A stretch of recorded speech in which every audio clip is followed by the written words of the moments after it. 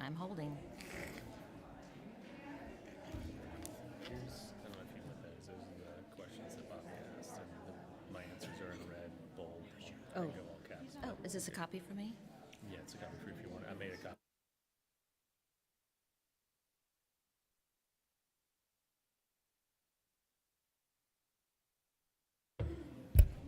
Good evening and welcome to the October 15th, 2024 Matthews County School Board Regular Monthly Meeting. Would you all please rise and join me in the Pledge of Allegiance?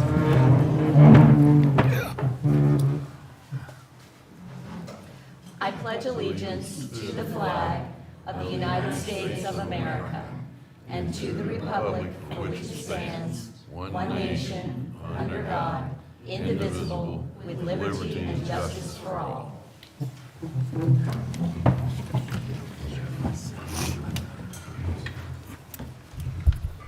Item 1.3, Ms. Lau, may we have the roll call, please?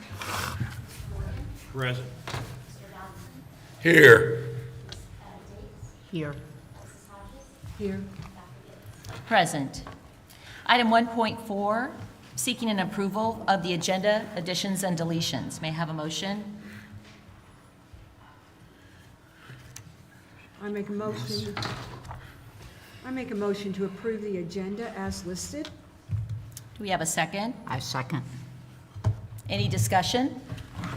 All those in favor say aye. Aye. Opposed? Motion passes. Item 1.5, consent agenda. I'm seeking a motion. I make a motion to approve the minutes on September 17th, 2024, regular monthly meeting, monthly claims, school board, civil tree policy, and 2024-2025 advisory committee as presented on the consent agenda. Very good. We have a motion. Do we have a second? Second. Any discussion? All those in favor say aye. Aye. Opposed? Motion passes. Item 1.6, we have the Matthews County School Board governance norms and protocols. Mrs. Hodges, would you review the two highlighted items for tonight? Yes. Just so everybody here is aware of what we're doing, these are protocols that we've agreed to as a board. So the two I'm going to read is responding to media inquiries. The chair is the official spokesperson of the board. The superintendent will respond to day-to-day inquiries. Use of social media is the second. Board members are discouraged from posting comments, liking comments, or replying to comments on social media regarding school board matters. Thank you. Item 2, we have the VSBA Academy Awards by Dr. Daniel.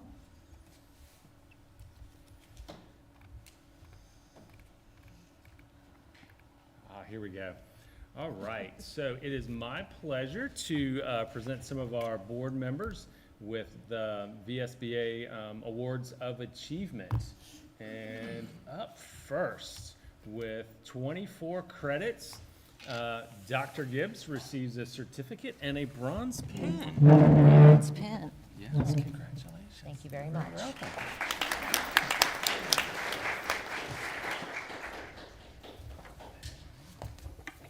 And the Award of Excellence for 48 credits over 2 years goes to Mr. Dobson.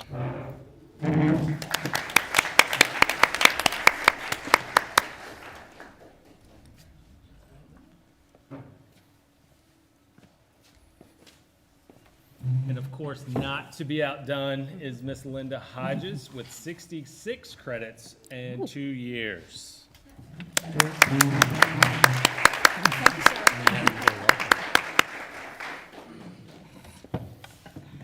And just because I can, I got 24 credits in 1 year. So. Oh, congratulations, congratulations. Congratulations. Moving on to item 3 with questions or comments from our school board student representative, Ms. Zhang.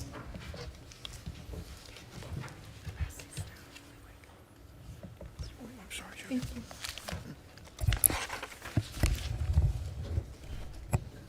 It's on. Hello? Okay. And a report from Matthews Elementary School.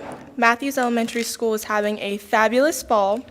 Students and teachers have been working really hard in our new reading series, Benchmark Advance. Matthews Elementary School has initiated a new attendance incentive called Be Present. Each month, the grade level with the highest percentage of students present will be recognized with a class certificate, and they will also get to keep our school attendance bee for the first month. First grade was the winner for the month of September. Last Friday, the Matthews Volunteer Fire Department brought fire trucks to Matthews Elementary School and talked to the students about Fire Prevention Week. MES students had a blast with Spirit Week. Matthews Memorial Library visited our third grade classrooms and gave each student a dictionary today. On October 29th, third and fourth graders will present their fall showcase called Swamped. Everyone is working hard each day, and our halls are filled with laughter and learning. Some updates from the middle school. We have had a great few weeks at THMS.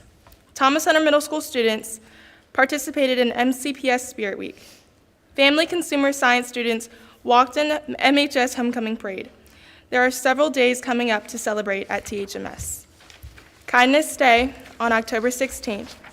Pink Out Day on Friday, October 18th.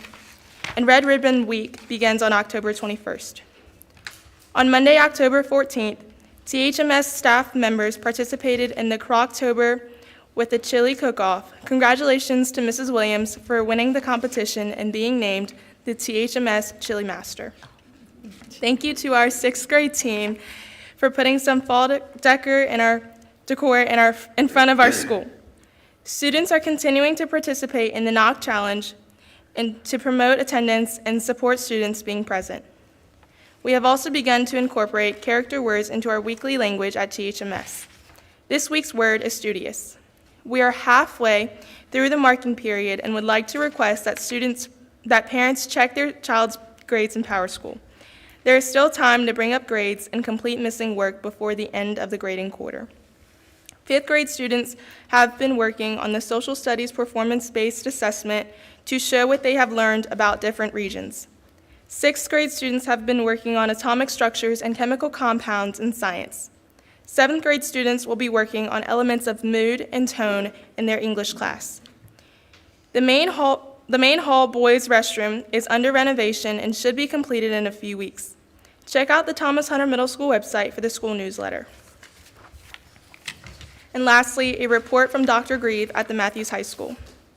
Matthews High School enjoyed a really fun Spirit Week last week, leading up to the homecoming pep rally, parade, football game, and the dance. We really appreciate all of the hard work of our athletic director, Mrs. O'Neill, and our cheerleading coach, Mrs. Doss, who organized those events. Last week, our NJROTC cadets also participated in the 4-day Basic Leadership Training, BLT, at Gloucester High School. Congratulations to the Matthews High School Marching Band for their excellent showing at the War Hill Classic last weekend. The band placed first in the drum major and color guard competition, second in the visual and general effect competition, and second place overall in Class A. Many students will be taking the PSAT tomorrow morning as part of the college preparation process. On Friday, October 18th, representatives from James Madison University will be visiting students, followed by Mary Baldwin University on Monday, October 21st. On Tuesday, October 22nd, there will be a meeting at 6:30 p.m. for all students interested in participating in winter sports. On Thursday, October 24th, representatives from Christopher Newport University will be visiting students during the school day, and we will conduct our annual beta induction ceremony on the evening of the 24th at 7:00 p.m. This year is a big year for our Beta Club as they earn the honor of being recognized as a National Beta Club of Distinction. We are very proud of our Beta members. During our activity day on Friday, October 25th, the 46 members of our Key Club will be getting their hands dirty and sprucing up the front flower bed with gardening gloves that have been supplied. If the pins arrive on time, they will also hold their official pinning ceremony outside on the 25th too. We really appreciate the donation of gloves and landscaping materials from the individuals and businesses who have donated anonymously to this project, as well as all the other support we get from the Matthews community to provide these great opportunities for our students. Excellent report. Thank you, Ms. Zhang. Clearly, we are off to a roaring start for this school year. Great job. Moving on to item 4, we have the YMCA preschool presentation by Ms. Caitlin Levins, the Associate VP of Child Care. The presentation is entitled Why Toddler Care Presentation, item 4.1 on the agenda. And you're not Caitlin. And Mr. Buzz Lambert. I am not Caitlin. I'm Buzz Lambert, and I'd like to have a brief introduction to introduce Caitlin. Great. On behalf of the MCA board and staff, thank you. I really want to applaud you all for allowing us this time to speak to this opportunity that we see as a great need here in Matthews. So I will keep my comments brief. Some of you may or may not know, but I'm up for Father of the Year, and my daughter is playing high school volleyball right around the corner, so I'm hoping to at least get in one set before it's over. I have brought my wonderful partner, Caitlin Levins, who is the Associate VP for Childcare for the YMCA of the Virginia Peninsulas, and she's going to speak more directly to the need for higher quality early childhood education for children 2 to 4. She's also going to speak to the ability for us to be a resource for local families to utilize our services while they work. And finally, to provide a seamless pipeline for education and care right here in our community. And I need to make sure that I'm staying on here. But before I do this and turn this over to Caitlin, I wanted to provide a foundation for our important work that we do at the Y. Our Y's mission is to put Christian principles into practice through programs that build healthy spirit, mind, and body for all. And how we do that is through the 4 areas of focus: helping people grow healthier in spirit, mind, and body, preparing teens for life, prevent drowning, and of course, why we're here tonight, helping kids succeed. And I just wanted to share a couple impact numbers for you all. Where am I pointing? Maybe.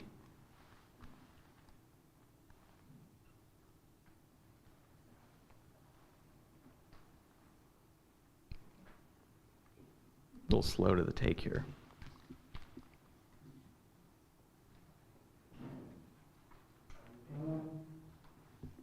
There we go. That's exactly where I need to be. Thank you. So in 24, thus far, we have provided an opportunity for 72 Matthews children. Oh, and I'm jumping a little bit here. Oh, we're fighting each other. Okay. I'll let you drive. I'm going to put this down. Okay, thank you. We've had 142 visits in the last month for our Child Watch program at our Y. We finished this past year with 12 children participating in our after-school program. 58 of our second graders from MES were taught water safety skills at no cost to their families or to this community at the Matthews Yacht Club. And we also helped build confidence and teamwork with our children. 63 were participants in all of our youth sports that we offer. I do want to share one more story that we brought into the fold this year, and this is our Bright Beginnings program. For those who don't know what this is, we actually provide 20 children with the opportunity to shop to start the school year off with new clothes, new school supplies, to really walk into their schools with confidence. And in doing so, in our partnership with the Matthews Women's Giving Circle, we were able to do that with 20 children, but also through community support, we also provided school supplies for another 8 children. So this program, I think, is a testament to the work of our volunteers and to our staff to ensure that our children are prepared to be successful in education. So with that being said, I know you all really want to hear from Caitlin, so I'm going to turn over the baton to Caitlin so she can speak specifically to our vision for toddler care here in Matthews. Thank you. Good evening, everyone. Would you mind just continuing, or do you want me to try? Okay. Try it. Okay, great. So the reason we're here tonight is really to do propose some expansive work within the realm of helping kids succeed.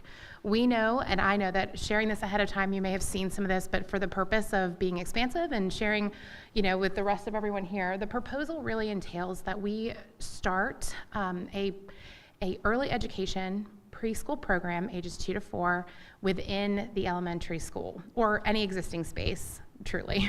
What we're looking to do is work to provide preschool care for local families, to provide social emotional development, to make sure that we're integrating a holistic approach to education and really preparing our young children for kindergarten readiness. We're asking for the support of the Matthews County School Board to utilize existing classroom spaces. We know that this is not intended to be an additional cost. It's really just to meet the need within the community and help us to provide that expansive work. To go through some survey results, these are just charts. I'm going to speak to the surveys that you have received ahead of this meeting. So the first one was provided by the YMCA in the fall or spring of last year. It was really in tandem with the program that is existing, which is an after-school program for ages 5 to 12. All right. What we wanted to do is make sure that we were really meeting the niche in this community, that we were really meeting everyone, and what was the reason why if we weren't. All right. What we found is that there is a need for childcare. That was very clear. There was a need for enrichment activities. So to Buzz's point about swim lessons and sports and things of that nature. But then there was an overwhelming need for a different age group that we were not serving. That was actually provided through an additional survey, which you've seen, which was provided by MCAP. That survey talked about toddlers care. It talked about preschool, kindergarten readiness, affordability, accessibility, and reliability. Really, what is the barrier for allowing parents to go to work? What is the barrier for making sure that children are prepared for kindergarten? And how do we show up in that space? And that's really the WISE vocation, is we want to go into spaces where others haven't yet and said, we're here. How can we do this? How can we align this to our mission? And so through that, we also work with other agencies at the state level. This is also really important data to share. At the state level, we noticed that in conjunction with the U.S. Census and Child Care Aware, which is data out of Richmond with the state of Virginia, that there's an 82% unmet need for early childhood education in this space. And so taking a survey that was conducted at the local level and then comparing it to the state level, we felt even more strongly that this is a need that we needed to present and bring forward. So how do we do it? We currently operate 4 CDCs across our service area from Isle of Wight County all the way up to Westmoreland County. And we utilize a Stream in 3 curriculum that was really developed within education with the University of Virginia. They partner with VDOE. It is accredited. We have a model that's very similar to what we're proposing at Lancaster County right now. We're currently in our 3rd year. And we've had great success with the Stream in 3 curriculum, with the with the marriage between the school system and a child care approach, making sure that we're bringing that strong education component and that need for enrichment and marrying the two for an overall encompassing experience for our children and our families. The financial component is that childcare is expensive. We know that. Education, quality education, is at times very expensive. And so wanting to just be transparent about the fact that this is a framework that we're working within. We know that we want to serve 14 children in our first year. We'd love for that to be doubled, tripled as the need grows, as word grows, but we want to be conservative. We want to be realistic with what it could take in the first year, and we want to make sure that our program is set up for success. Quality curriculum, facility enhancements, age-appropriate activities, and a staffing model that works. We also want to make sure that the For All part of the YMCA's mission is as equitable and accessible to everyone within the Matthews community. We have partnered, we know that 46% of our current child care programs receive some kind of financial or subsidy assistance, and we would make that available as well. The YMCA is very committed. We work with the Department of Social Services and other entities to make sure that no one is turned away regardless of their inability to pay. And then the partnership framework overall. We really want to target our local families. We know that there may be out of county individuals that would also seek this, but our priority is to the Matthews County family and folks first. Access to affordable childcare, meeting people where they are, realizing that programs typically at a school day, 8:30, 8:45 to 3 o'clock in the afternoon doesn't work for a working family. Our childcare typically starts between 6:30 and 7 a.m.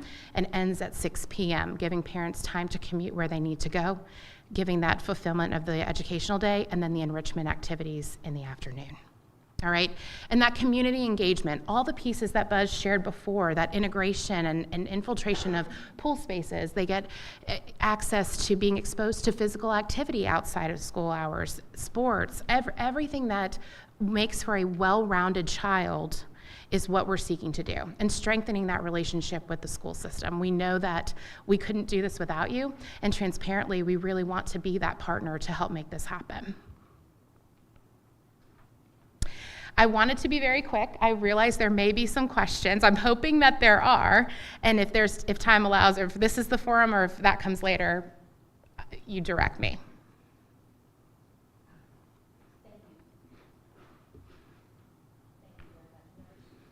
Members, do you have questions? I got a couple questions. Great. Is this daycare or preschool? It's both. You realize we're a school, Yes, sir. and I can't see 2-year-olds and 3-year-olds in school. I just can't see it. I don't know how they could possibly learn what they need to learn. I believe we have, there is a 4-year-old program now. Yep. I can understand that one. Sure. But a 2-3-year-old, I can't see that.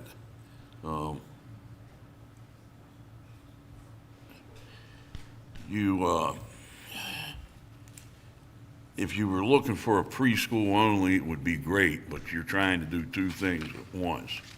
And I can't see having a daycare center in a school. Not what it was intended for. Well, if you don't mind, can I speak to that just a little bit? So I understand completely, especially in a traditional setting where that would seem out of the box and maybe a little unorthodox and maybe question how that would work. And whereas I respectfully understand, we've proven that it does work. We have put this plan into place in Lancaster. It started 3 years ago. And very similar, there were concerns. How do we engage a 2-year-old? 2-year-olds are still learning. They're just learning in a different space than a 3- and 4-year-old. So whereas it's providing the childcare component for parents who have to commute for work or just work in general, the way that the curriculum is structured is that they are learning what they need to learn, which is the fundamentals to go into a 3-year-old classroom and then a 4-year-old classroom and then preschool. It's all those building blocks of foundation. They are, they're separated by group by age, so they're not intermingling during education time. And then there is that enrichment point, that extra where it comes into the engaging them in physical activity and other things. Well, I believe the best teacher at 2 years old is their mother. They give them lots of love and show them the way. You're talking about 14 children total in this program? For the first year, that's our target.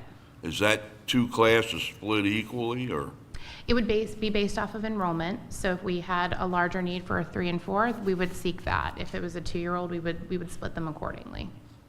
And you're gonna foot the bill completely? We're working with community partners to help make sure that there is funding for all of that. You realize what the liability insurance is? Oh, absolutely. I absolutely I do. I've got 4 other centers that operate very similarly. We know. All right. Now, how are you gonna feed the children? That's another great question. We have feeding programs that are in partnership with USDA, CACFP, which is a funding. It feeds the children hot meals and snacks while they're in our care. We would apply, if this is the direction forward, we would apply for that and add them to that existing model. Because we feed our children, everybody in this school eats. and that's under the guidelines that we follow. Now, I don't know if they would be in that program or it'd be a separate program. I noticed you got a person that will be in charge, 2 teachers and 2 aides. Is that going to be enough people? Yes, and it maintains our ratio. So just so that you know, the toddler ratio is 1 to 8, and then anything 3 and 4 is 1 to 10. So we would just make sure that we have enough that they could rotate, take breaks, maintain, you know, a healthy balance for themselves and be able to do their best work. And you would need oversight. If it's going to be in this school, you need oversight from somebody here in the school to see that what's going on and supposed to be going on is going on. Sure, and that's another really great point. What we've typically done is that program director that's built into the model has some kind of cadence of meeting with a designated lead within the staff, and there's a touch base, whether it's weekly, monthly, it depends on the program, to make sure that everything is happening the way that it should be. And then there's an elevated quarterly meeting with Y leadership such as myself, just to make sure that the partnership is healthy. Are there things that we can do to be mutually beneficial to each other? You know, I heard a chili cook-off of some nature, you know, we'd want in on that, you know? So really, how do we work together for things of that, to strengthen that partnership? Now, we can't spend any money on this program, not a dime. I understand. I mean, we barely can take care of what we have already. And my last question to you would be, once a program starts, it never stops, that I've seen. And if this stops on your end because of money, we can't pick it up. And I understand that. I really do. And again, I think that your transparency, I very much appreciate it.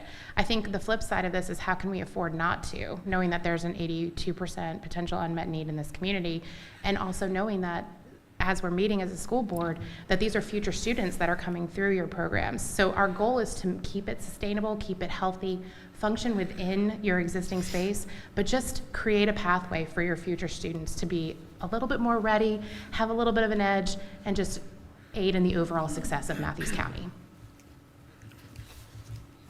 Mrs. Hodges. First of all, thank you for coming, especially missing your daughter's volleyball game. Could you speak a little more about the Lancaster program, and if you have any data for the children who have now reached kindergarten or maybe even first grade, some of the outcome data as far as readiness for reading? I'd appreciate that. And I'm not sure it's gotten that far yet. This is the first year. We've done assessments. They happen twice a year. Right. This is our first year where our graduating class has gone into kindergarten. Kindergarten, okay. So we'll get some of that data, and I'm sure through our partnership we can share that once we have it. I'd love to see that. What I can tell you is that with Stream and 3 being a VDOE accredited curriculum, they do partake in assessments twice a year. And then as they are progressing into kindergarten, there's the kindergarten readiness assessment as well. And so previously, I think everyone has probably heard the word PALS before. So it's modeled very similarly through that. And so it really is, we also have classroom observations as well to make sure that our teachers are also really pouring into our students the way they should be. Now, the Lancaster partnership is, aside from data, is there anything specific that you'd like to know? Well, if we could talk about data again for a second. The ones that went into kindergarten, was there any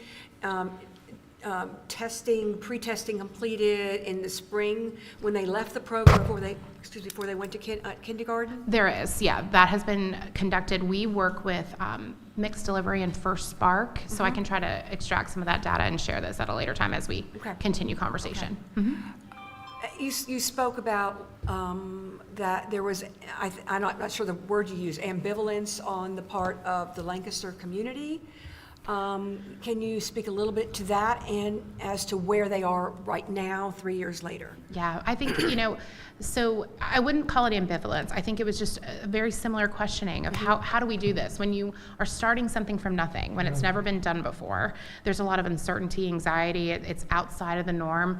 And again, there's the traditional thought of, parents who are able to stay home with their children, but not every family is. And we know that, just by the cost of living and life itself, that more people are trying to return to the workforce. So those conversations were had 3 years ago. And now to think about, this, it's a little bit different, but it's very similar. The Lancaster community, once we were able to get through our initial conversation and be able to show the framework, they've truly embraced it. They actually built their own school that is on the same campus as the elementary school. So now there's the middle, high school, elementary school, and what they call the ECEC. And so, they operate independently, but on the same campus as the elementary school, and that's fully through the community support of this program. Again, it is a partnership, so to kind of go through the model, the children arrive, our staff, Y staff are there, as well as educators, so the teachers that we would be hiring. They pour into the academic day, the students eat. They have outdoor time. The teachers leave at the end of the school day, right? So depending on how the day is structured. And then there's still everyone's Y staff, but the enrichment staff from 3 to 6 are doing enrichment activities, arts and crafts, STEM, physical activity. And that's, again, they're fed a snack, and then parents come and pick them up at the end of the day. And so once the community was able to see that there was additional funding available through the state, that the program as a community embraced it, our enrollments, there was a wait list going into this year, and they're serving, as a total, 52 children in their school right now. And so, we think about 14 and then the potential for 52, they needed their own space, right? And again, that's way in the future, but that's just a little bit of a window into where this could go if embraced and successful. And was there a lack of daycare in Lancaster like there is presently in Matthews? Yeah, so very similar. The Y we operate previously had everyone of that age group on site at our Wiley Child Development Center. And so they, very similar to a community survey, they actually identified a need as well in infant care as well. So with this partnership, we were able to take our existing spaces, transition those into infant care, again, feeding into this program now that we're operating off-site at the ECEC for that age bracket, and so on and so forth with the elementary, middle, and high school. One last question. Sure. Percent of children who might be considered low socioeconomic status versus those who are not. Do you have a breakout of that information? For Lancaster For currently? Lancaster, yes. Yeah, they're at 56%. 56% were low income. Low income. Low income. Or for our data, it's that they received a financial assistance or subsidy Okay. in Lancaster. Yeah, 56. Thank you very much. You're so welcome.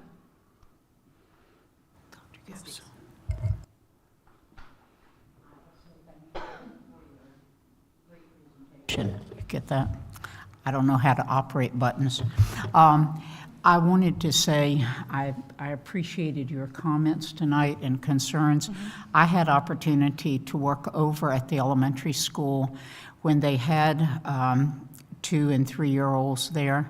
And in my teaching with them, I had those concerns about how they would learn and so forth. And there were many days it was a challenge. But when I came back the next year, and I had some of those same students, of course they had grown and there had to be external factors from home and so forth, but I saw increased in listening skills with the ones I'd had the year before. They knew the how-tos a little bit better, and the socialization was better. When you would give instruction, they heard you easier than they did a year earlier, which they should. But I firsthand saw benefits from that program while it was there. Thank you. Thank you. Mr. Morgan, do you have any comments tonight? Just a couple of things real quickly, and you've already answered some of the questions I had to some of the other folks up here. When you say that you are requesting the support of the school board, can you tell me exactly what you would be requesting or expecting from this school board? Yes, the only thing I'm asking for is if there is existing space in a school, that we be allowed to operate within that space. Okay, so just a facility, pretty much, and you're And not that's all. asking for us to get involved in any of the day-to-day operations or responsibilities associated with this? Not at all. Okay. Is it going to be open to any and every child? Is it first come, first serve, or do you have criteria that must be met? How do you select your first 14 or? Sure. We typically, under the For All part of our mission, are open for all. Anyone can apply. What we do in local jurisdictions is that we give priority to Matthews County families first. If for some reason that there weren't 14 children that wanted to participate, but somebody from a neighboring county wanted to get their children in, we would work with them as well. But priority would be given to Matthews County. Okay, so there's no particular requirements that must be met. It's pretty much first come, first served basis. Correct. Okay, thank you. Okay, thank you very much. All right. Okay. Ms. Levins, I have a couple questions okay, for great. you. Thank you. Are there any other sites that you're by chance considering? At this time, we're not pursuing any additional sites. There's a quote on your presentation that maybe gives some of the reasoning behind your selection of our facility, and it states, "By integrating our program with the public school system, we will ensure seamless transition for children entering kindergarten, enhancing educational continuity within the community." Broad general statement, but That's exactly that's exactly it. That's Okay. exactly the purpose, yes. And the curriculum that you would be applying would be one that we already use in our schools, the Stream in 3, correct? To my knowledge, I'm not sure if Matthews County currently uses Stream in 3 for their pre-K, but I'm seeing some nods, so yes, it would be an existing. They do have some, for example, they do have them broken down and specialized by age. So what you currently have, if we were to have a 2-year-old classroom, there is a specialty for 2-year-olds as well. It's an expansive curriculum. Right. In fact, it's an integrated focus on academic and social emotional skills with a scope and sequence that spans from birth to 5. Now, you mentioned the Wiley Child Development Center, Yes, and that center is open 52 weeks a year, correct? it is, From 6:30 a.m. to 6 p.m.? correct. And the hours of operation that you are seeking, can you remind me of those? Yes, we would try to align it with the same hours, 6:30 to 6, but our other CDCs are not open 365 days, 52 weeks a year. We would align it with the school year. Okay, and I do see that you are requesting or proposing 36 weeks of care, which aligns with the school year. Correct. However, when I looked at the surveys, over half of the respondents on both of the surveys were looking for full-time care. So this is a year-round problem for people in Matthews. How would that be addressed? That's a great question. So I'm going to use the existing program that we have, not with preschool, but with our school age program. So outside of when school is not in session, we have summer camps. At our other CDCs, we have preschool summer camps. If this were to come to fruition, we would work to expand our current licensure to be able to offer some kind of preschool program during the summer. It would not be this structure, it would be the same time frame, but it would not be on site here, what we're proposing tonight. So possibly the same time frame, though. Yep, our summer camps operate 6:30 to 6 as well. 6. Yeah. 6:30 to 6. Okay. On our surveys, also cost was a barrier to care. Can you explain a little bit about the details about the subsidization Sure. that may occur? Yes, so there's a couple different ways to do that, but the more traditional subsidy is with the Department of Social Services. And so if a parent applies, they look at their financial status, there's proof of income of some kind, and there is sometimes a sliding scale based on what they call a copay, how much is the parent responsible for versus versus the Department of Social Services. We, having that partnership, work with them to help kind of mediate that. If for some reason that parent is denied or it's not enough of a discount, the why goes behind. There is an additional guardian program that we have internally through our fundraising efforts to further subsidize, and parents can apply through that as well. Very similar process, financial status, proof of income, and we work together to make sure that the childcare is accessible that way. That was to kind of just further expound upon the comment of we do not turn people away for their inability to pay. Okay. On slide 10, you have anticipated income, expected 100,000 from those 14 students. Correct. So you mentioned that would be first year. And first of all, just to calculate that out, what would that responsibility be approximately? About 800 a month? It's broken down to 165 a week 165 a week, is the average, yes. the average. And so that 100,000 is a roll-up between parent pay and any possible subsidy. So if a parent is full pay, that goes into that total, or the subsidized. That's the total income that we would be projected to make in our first year. Okay. And as you would expect this to grow, as it has grown in others, how long would you anticipate that you could fund this program? So, and that's another really great question. Because we are part of an association, we work with as a 1Y approach to make sure that our programs don't close. We try really hard to make sure that we're committing the need to the funding. If for some reason we never got any more enrollments, if for some reason we stayed at 14 and it never grew and we could never get to a place where what we call, we met sustainability on our own, the why would come behind with additional fundraising efforts to make sure that program stayed open and available. Okay, because based on the surveys, we're showing at least 50 potential children. Based on the small sampling, the one survey having 31 respondents, the other having 117, but on average about 50 children who may be seeking that age range of 2, 3, or 4 care. So it's theoretically possible that it would grow to that level. Yep. And so you are committing that you would be able to fund that in perpetuity, and it would never come back on the school division to support. We would not ask for funding from the school division. We would ask for additional community partners to stand beside us, but we would not come back to the school, especially being that we're standing here tonight asking for space allowance. Okay, and I do have one final note regarding on the curriculum. There's an implementation evaluation of Stream in 3 curriculum model. The data is from 12 of 2021, and I would request if there's any updates to this, I would appreciate it. But within that study, the limitations were noted, and the first limitation to the study on the curriculum is stated as follows.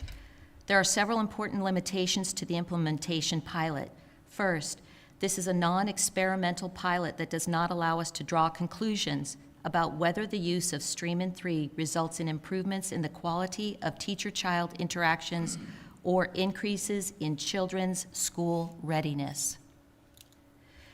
There's a significant research gap, they admit that, but specifically with this pilot, the toddler cohort was very minimally addressed. So there's really not the data based on the curriculum to verify the curriculum. And if there is any more current reliable data or more studies that have been done to prove up the curriculum, that would be interesting to note.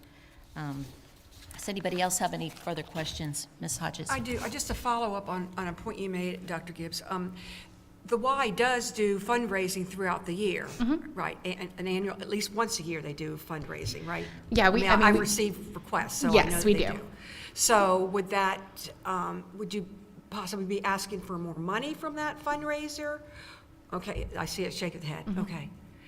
And how widespread is that? Is that to all the community members or all members of the Y? How do you decide who receives those requests? You mean for fun, Yeah. you know, right now it's existing members of our YMCA and community partners, you know, whatever we determine is within our reach. You know, our goal would be that, you know, so I'm sure Buzz is like, yeah, if everybody in Matthews would contribute, that'd be great. You know, and I think that, I think transparently it would be, but it would really be, what is our existing reach? How do we stretch that reach? And really speaking to the organizations that are committed to the same as ours with helping kids succeed and making sure that our children are positioned well for a prosperous education. Okay, thank you. I just, one more clarification regarding the admission policy. If you are going to, can you describe it a little bit more? Is it going to be based on need, based on first come, first serve model? What would be the way that you would choose the first 14 students? I don't like the word choose. I think that the thing that we would do first is, if this moves into our next phase, that we would do what we call a pre-sale. You know, you make a great point that there were several very limited response to surveys, but the potential for several students. We would access and put it out well ahead of our potential start date to see who is interested. Then cross-reference that with, where do they live? I still think that priority to Matthews County is the right thing to do. And then when we talk about need, we do not look at people's financial status of who is in and who is out. Everybody is in. It's just how we get them in. And so it really, at that point, does become a first come, first serve. Okay. And finally, if this program were not to be approved for the school division, would you seek another location? I asked you initially, and you said you don't have anything on the immediate horizon, but is your dedication to the program so strong that you would seek an alternate location? I think that the answer, without having consulted anyone, would be yes. We are committed to showing up in this space because it is a need, and that is who the Y is as an organization. Our preference would be to align with the school system to make that happen. Any other comments or questions? Mr. Dobson? The main reason you're approaching the school is you want to reduce cost. I assume that's the reason. Not necessarily. Cost is because we know that there would be, you know, we'd have to come into an existing space and make it preschool ready. I don't think that it's really a cost saver. It really, it makes sense that they are in a space where there is already a 4-year-old program that, again, they would be able to progress into that. In terms of, you know, things like rent and things of that nature, you know, there are other partnerships that we have within our existing model where that's not a factor either. Whether it's a church that donates, there are other options that are in existence, but the way that we want to operate this program is with the school. I think you'd be better off if you had your own place and operated it to suit yourself. I mean, I'm being honest. And that way you can do whatever you want, as long as, you know, within reason of what you want to do. That's my only comment on that. Thank you. Dr. Daniel? Real quick, as these discussions started, I reached out to the Lancaster County Schools superintendent to do a little investigation, to ask about data, to ask if they have some historical, some longitudinal data. Her response, and not to put words into her mouth in a public forum that's, you know, on video and stuff, but I asked some questions about the longitudinal data, and they, you know, they're assessing kids, but they're not necessarily tracking it because her words were, they felt like it was successful, so they weren't continually monitoring it to gauge its success, because they felt historically that it had been successful. And she was also welcomed any of the board members who would like to do a site visit, to talk to the administrators of the program, see the program in action, to ask questions. So if that's the board's choosing, we can take a group over to have a look, see, and, you know, ask the questions person to person. Thank you, Ms. Levens. We will be continuing to take this topic up in our work session next week and our town hall next week as well. Thank you for presenting to us tonight. Thank you. Moving on to item 5, we have the FCCLA, Mrs. Williams, advisor for the Family, Career, and Community Leaders of America Student Project. Good evening. Good evening. Thank you, board members, for encouraging us again to approach the board with yet another project. So any that know me know I'm a go big or go home person. I don't do anything small. And when my kids say, hey, this is a good idea, can we? If it's within my power, I'm going to make it happen. I'm not going to speak for long, but I do want to give some clarity to community. I've been very transparent about the goings-on in the Family and Consumer Science classes and FCCLA as a whole. But I think there's a little misconception as to what FCCLA is and does for Family and Consumer Science. Family and Consumer Science classes are a curricula. They are a set of competencies under the CTE, or Career and Technical Education umbrella. Under that umbrella, we have FCS, or Family and Consumer Science.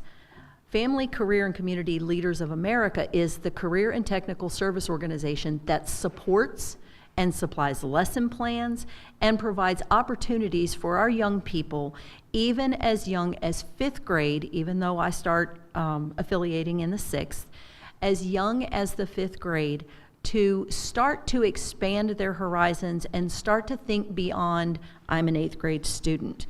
So this year, we kind of flip-flop things a little bit differently in my classes, and we began to explore some of the other competitive opportunities that FCCLA offers, because I'm rather competitive by nature, and I think that's an intrinsic motivator for many of our kids. And not every kid is going to take the football field and wear a jersey. Not every person not every student is going to go into a field of sports-related events. But I wanted to create a program that would enable students to become the next community leaders. The only way to affect change in a community is to invest in the young. If we will invest in our young people are going to grow, they're going to learn, and they're going to become those people who make decisions for us in the future. So if we want a positive future, we need to invest positively in our kids. So when I approached this year, we started talking first about the FCCLA national programs. And Isabella is going to speak to those in just a bit. But those national programs are different from the STAR event competitions that we have so far been award winners in FCCLA with. They are sometimes partnered with a STAR event, but not always. A STAR event will get you an award, a medal, a trophy, a ribbon, and a certificate and acknowledgement. However, a national program gets all of those things. But in addition, these children who participate in national programs can be in the runnings for financial awards and scholarships. The program that we're focusing on this year so far, my kids came up with 4 spectacular programs, at which time I said, how am I going to do that, and 5 preps as well. But the first one we kind of ran with, and we wanted to roll it out first. We wanted to get into last month's school board meeting, but we couldn't put the final, pieces together. We did march in the homecoming parade this past week, and if anybody was there and happened to see us, you actually did see the unofficial rollout of Isabella's program and her project. So while she begins to get ready to speak, I'm going to give you one of the components that they have developed for this national program, understanding these are 8th grade students that are our future drivers.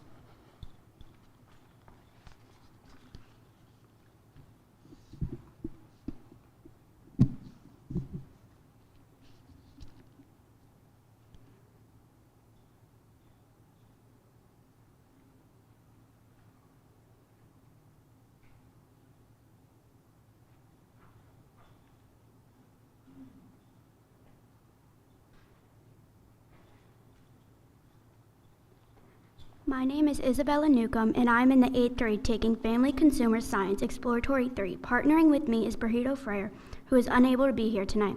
The organization that we are a part of is FCCLA. I have been a part of this organization for 3 years. FCCLA stands for Family Career Community Leaders of America. There are 8 national programs in total that you can compete in, as well as star events. The one my project falls under is FACTS, which means Families Acting for Community Traffic Safety.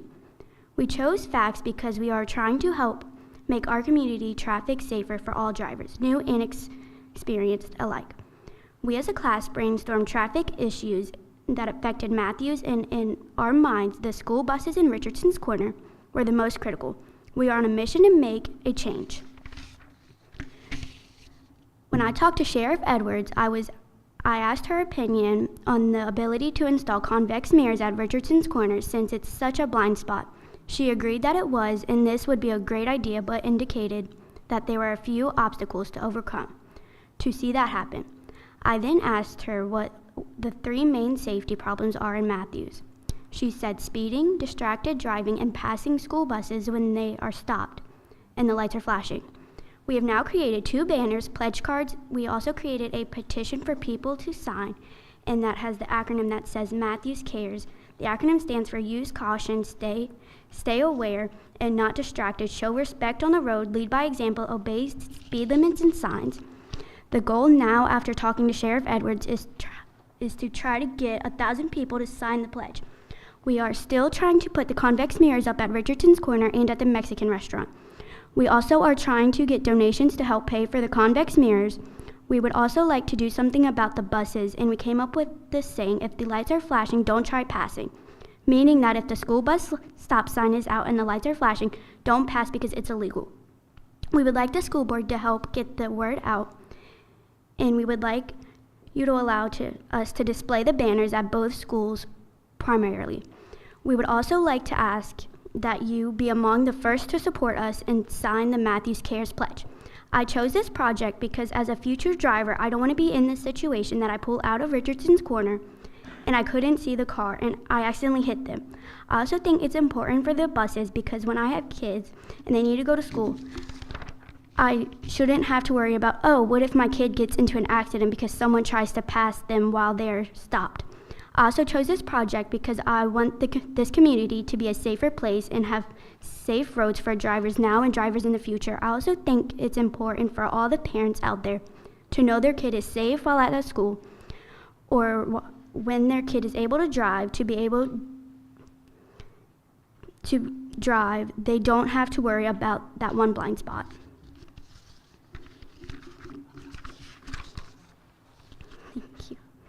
Wonderful, Isabella, wonderful. I want to be your first sign up. Thank you. Oh, okay. I just did it.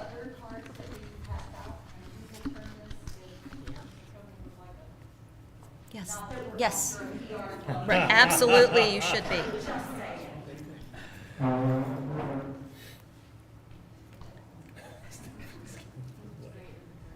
Wonderful. Ms. Williams, Yes, sir. why don't you talk to the driving portion over at the courthouse and get to hand these cards out when somebody conducts business? That's a wonderful idea, sir. I think it would be great. That is a wonderful idea. We have.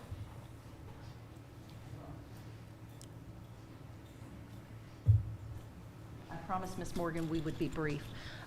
That is a wonderful idea. I will address that. We have already spoken with Ms. Griffith, who is the high school driver's education teacher, so that we can get this pledge in the hands of our current learning drivers, because if we can prevent bad habits before they start, it is easier than correcting a bad habit after it has already developed. In addition, we will be speaking at our future Board of Supervisors meeting so that we can address the concept of putting the convex mirrors at Richardson's Corner. If we had 2 of those, they run about $100 a piece. It would be a great solution to a very dangerous intersection. Agreed. So, Agreed. yes, ma'am. Mrs. Hodges has a comment. Yeah, Isabella, You did a fantastic, fabulous job. I just want to let you know that there are many adults who are not able to do what you just did and speak before a crowd. So you should be really pleased with yourself, and thank you for teaching those skills at a fabulous age. Thank you so much. Wonderful. Thank you, Great Board. job again. Very good. Moving on to item 6 with student achievement, please, Dr. Daniel.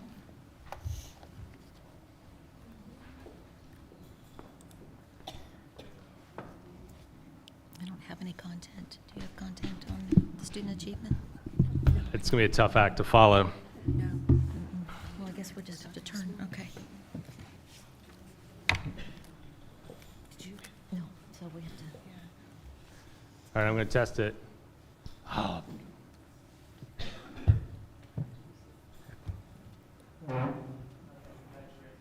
You got me. Can I try it again?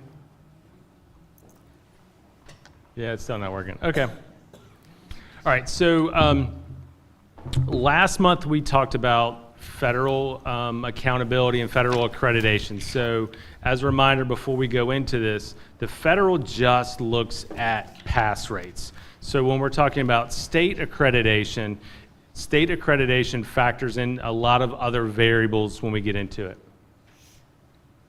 Okay, one more time. All right, so for this school year, because the accreditation process in Virginia is going to change, so the State Board of Education is working on guidelines. Now the Department of Education is working on the details, what they would call the business rules for what those guidelines look like. So accreditation currently is based on a number of school quality indicators. Those indicators include state assessment results for the 23-24 school year. So again, this is what we're talking about for this year. Moving forward, there's going to be what's called a bifurcation. So we'll talk about accountability and accreditation. Accreditation will come to mean just sort of input data. Are we meeting the instructional minutes? Do we have staffing ratios, et cetera, et cetera? Accreditation moving forward will not have anything to do with test results. The goal of the state process is to align what will be called accountability with the state's accountability measures with the federal government's accreditation system. Okay, so it'll be split into two parts. Accreditation system versus the accountability system. So with the moving forward, the state is going to have, as part of the new accountability system, kind of 4 categories, which they'll be called distinguished, on track, off track, and needs intensive support. We can talk about what the new accountability system will look like in the future, where I think we're going to talk a little bit about it at the work session, give the board members an overview. I think you have to go through it several times to see it, understand it, because there are probably about 35 different variables that go into what will be the accountability system, and it varies from elementary school to middle school to high school. So the formula is going to change based on grade levels. And for us, because we have atypical grade structures, it will be even different for us. So we'll worry about that. So for tonight, we're still talking about state accreditation, which brings in a lot of stuff. So tonight, really, we're talking about student performance on SOLs. So what we're talking about tonight in mathematics at the elementary and middle school is what's called a combined rate. So in mathematics, it includes students who passed, but also showed growth. High schools don't get growth. They just get straight pass rates. In English, in the elementary and middle schools, it includes students who passed reading and writing. It also includes growth. It also includes performance for our ELS students on the WIDA. So ELS students are English language learners, so it includes part of their performance on that WIDA test as part of the overall, combo or combined rate for English. At the high school, again, doesn't have growth, but the high school English does get to include the ELL performance on WIDA. Science is part of the accreditation. It's just pass rate. There's no growth associated with science. And social studies, as we've talked about in the past, is not part of the state accreditation model whatsoever. Okay, so going to the elementary school, the accreditation rating, again, we're still talking about kind of the current accreditation model, the off-track distinguished, that's going to be in the future. So elementary school accredited, number of school quality indicators at level 3, which is below standard, is a 0 out of 5. So in this case, we're not talking about baseball, so 0 out of 5 is a good thing for us. Okay. All right, so comparing scores, so looking at our growth rate at the the combined rate at the elementary school. So this current year in English, we were at 86%, math at 87%. Looking at previous years, we're pretty much on par with the previous year, and our cumulative 3-year average, pretty on par with where we are at the cumulative 3 years. Please. Going on to Thomas Hunter Middle School, again, accredited. Again, 0 for 6 is a good thing in this game. So what we're looking at in English for the middle school was last year was 88%. If you look at the previous year was 69%. So we saw a great deal of growth happening at the middle school last year. Math was up to 74% from 63. Science saw an increase to 64%, over 60% from the previous year. Okay, the high school, again, accredited with conditions. That is that 1 for 9. So we've talked about kind of a division-wide struggle with mathematics, kind of a K-12 challenge with mathematics, and that's that one indicator area. So looking at our English scores at the high school, and again, when you're thinking about the high school in English, that's only one grade level. There's only one SOL test that takes place at the high school, and that's in 11th grade. So that was an 85% pass rate last year. Again, no growth is factored into the high school. Mathematics is 62%. Science was 64%. Other things to keep in mind with the high school, when you start talking about high school, if a student has passed, students have to take one SOL for federal process, one SOL in mathematics when they hit high school. They don't take a mathematics SOL test every year that they are in high school. So the number of students who are taking SOL tests at the high school, the participation number is relatively small compared to the overall population. So once you get that one verified credit and you're out of 9th grade, you're not taking an additional SOL test. So again, the participation, the number of kids participating in an SOL test at the high school is a much smaller number, whereas every 3rd grader and 4th grader at the elementary school is going to be taking that math test, taking that English test. Every 5th, 6th, 7th grader at Thomas Hunter is going to be taking an SOL math test, an SOL English class, an SOL English test. That's not happening at the high school. So again, the weight, the high school accreditation is based on a smaller population of students at the high school who are taking those tests. High school graduation and completion index, that's a part of the high school accreditation model. So the high school, that's a 4-year cohort model. So it looks at students from 9th grade through 12th grade who started 9th grade with us and then ended up graduating then in 4 years. So that was a 93%. Okay. And then looking at chronic absenteeism, again, going into factoring to the accountability, the accreditation system. I'm still going to flip-flop accountability and accreditation for a little while, so bear with me. But chronic absenteeism, if you look at the elementary school did a great job of reducing chronic absenteeism from 23% down to 17%. Thomas Hunter went from 24% to 20%. The high school went from 34% down to 27%. And what qualifies a student to be chronically absent is missing more than 10% of the school year. So that's basically 18 days of school. Basically, regardless the reason, it's making sure that students are coming to school. So that's a big piece of that. questions on the state accreditation data for right now? Yes, ma'am. The graduation rate. So the cohort would include those students who back up? graduated in August. If they were supposed to graduate in June, but they graduated in August after completing summer school. Is that number included in that graduation rate? Or is it too early to ask for that be included? It depends when in August. So we had a summer graduate that's actually post the reporting deadline that'll go on the next. Right, okay. So it could increase, though? It could increase. Okay. Yeah, typical summer graduates do count, and there's, Right. I guess it's kind of like partial points, I think. It's for GED, summer grads, things along those lines.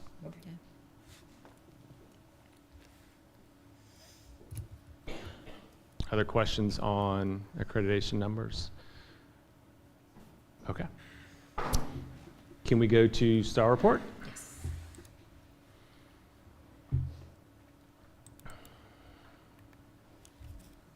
Oh, you just deleted it, I think. Or you just closed it out on the tab. It's okay.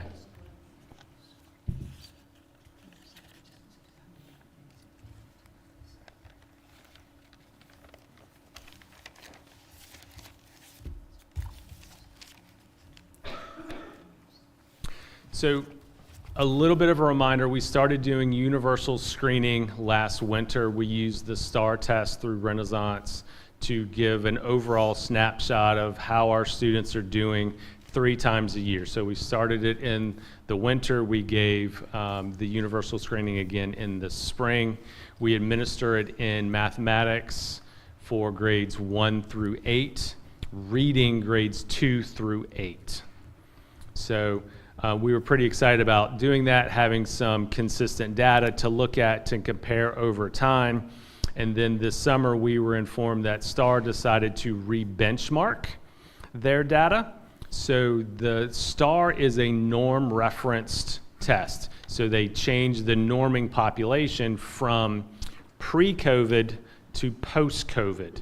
The result of that became the norms shifted, so it made our students look, when we first ran the data, look artificially better. So when we first did the fall universal screening, we're like, oh my gosh, this is like, our kids have been doing great work over the summer. Like the YMCA is killing it at summer camp for us.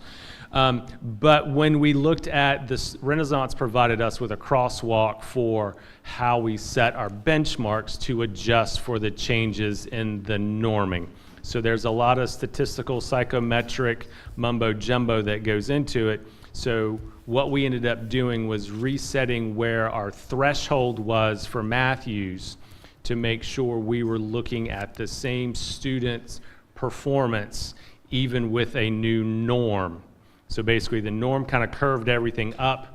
We adjusted kind of the grading scale, if you will, back down to make sure we were remediating the students who we felt like needed to be remediated. Okay? All right. First slide. All right, so the thing, and there's a kind of a summative chart at the end of this. So while it's going to be difficult to see the minor numbers on the slides, the bar graph itself is kind of what you want to look at. So the green is at benchmark or above grade level. Blue is at risk or on watch. Yellow indicates needs intervention, and red indicates urgent intervention according to this screening data. So at first grade, we had 36% of our students were either at benchmark or on watch. I'm going to let that kind of sit there for a moment. Okay. So then going to, again, so reminder, first grade, we're just doing math in. We also are doing VALS testing that Ms. Levins talked about before. PALS has been replaced with VALS. So students in kindergarten, first grade, second grade, and some students in third grade take VALS. We'll be talking about VALS data probably next month. The kindergarten window is still open right now. We have the early data on first, second, and third grade, and we can talk about kind of triangulate some of the data with what we see students doing in first grade reading on STAR or on VALS, or second grade STAR reading and second grade VALS performance, and kind of compare to those things match up. So looking at second grade reading and mathematics, reading we see a reading performance of 53% of our second graders on this snapshot this day, again, at benchmark or on watch. Math, again, still looking at kind of a 47% of students in second grade are kind of where we would want them to be. So just under half of our kids are where we would want them to be in terms of mathematics. Okay, third grade. So as our students, you'll start to kind of see a trend with the fall data. What we're starting to see is as our students are with us longer, we are able to catch them up. They're more time in our system. We are able to kind of get a little more growth. So the reading data in third grade, we're seeing at 73%. Math is now up to about 64%. Again, we would love to see 100%. We would love to get there, but again, it's kind of growing with students. It's also very much so in the fall. And after a summer, you talk about summer melt or summer slide, this was administered in September. Okay, fourth grade, please. Okay, fourth grade, again, reading performance, again, class-wide, looking at 77%, mathematics at about 66%. Okay, fifth grade, 64%. Again, now math is catching up a bit with fifth grade math at 78%. Sixth grade, we're now in the 70s pretty consistently, 71% and 70%. Seventh grade, 69 and 69. And then eighth grade at 68%, and then math at 85%. So I had Miss Megan Connolly Growthhouse I had her check kind of benchmark scores to double check because when I saw the math at 85%, I'm like, did we do the bench, do we, adjust for the crosswalks? She went back and double checked, so we're on that. I'm not gonna say that we're gonna have 85% math passing at this point, but it gives us what the STAR data does. It gives us an indication of what students are needing more time and instruction, but it also gives us a picture of what we would talk about as our tier 1, our regular classroom instruction.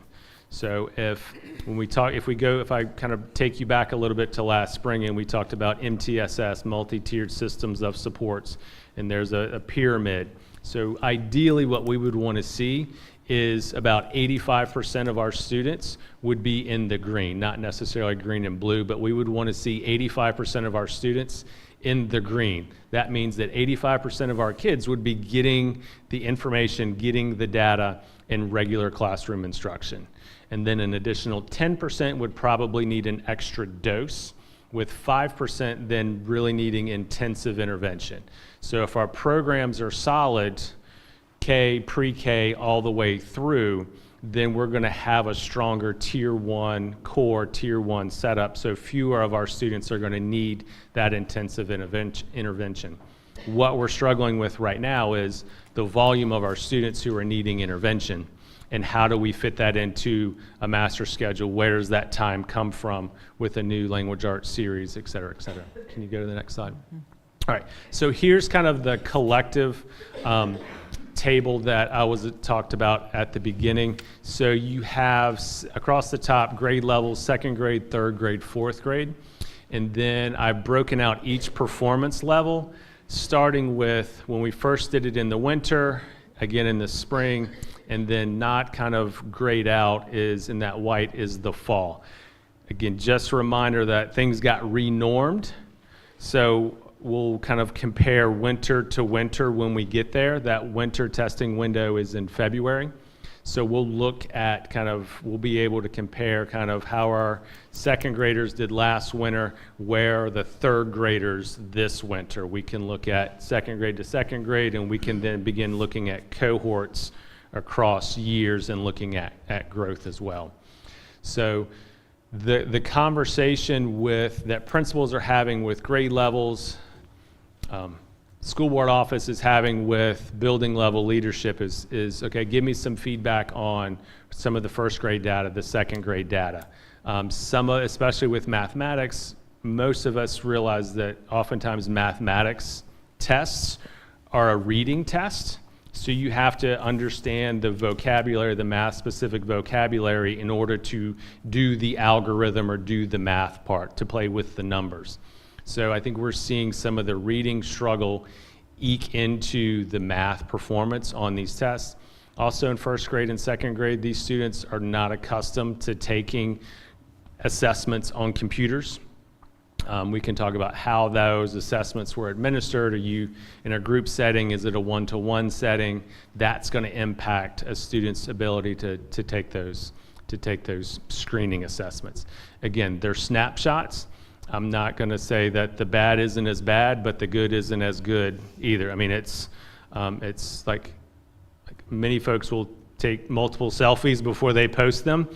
This is just like a one-time selfie to, good, bad, ugly. This is what it is, and we're working on addressing like enrichments for students, because one of the things that this data highlights is where you have a student who jumps off the page, and they're each one of those kind of bars on that chart is an individual student. Could you back up a couple for me?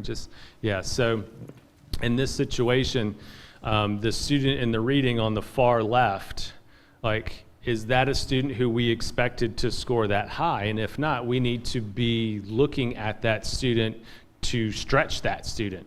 Especially in the early grades, you'll see in mathematics, there's some students who will jump out in terms of mathematics, and you're like, I didn't realize that. We need to identify that student for additional stretching, additional enhancement, enrichment kinds of activities.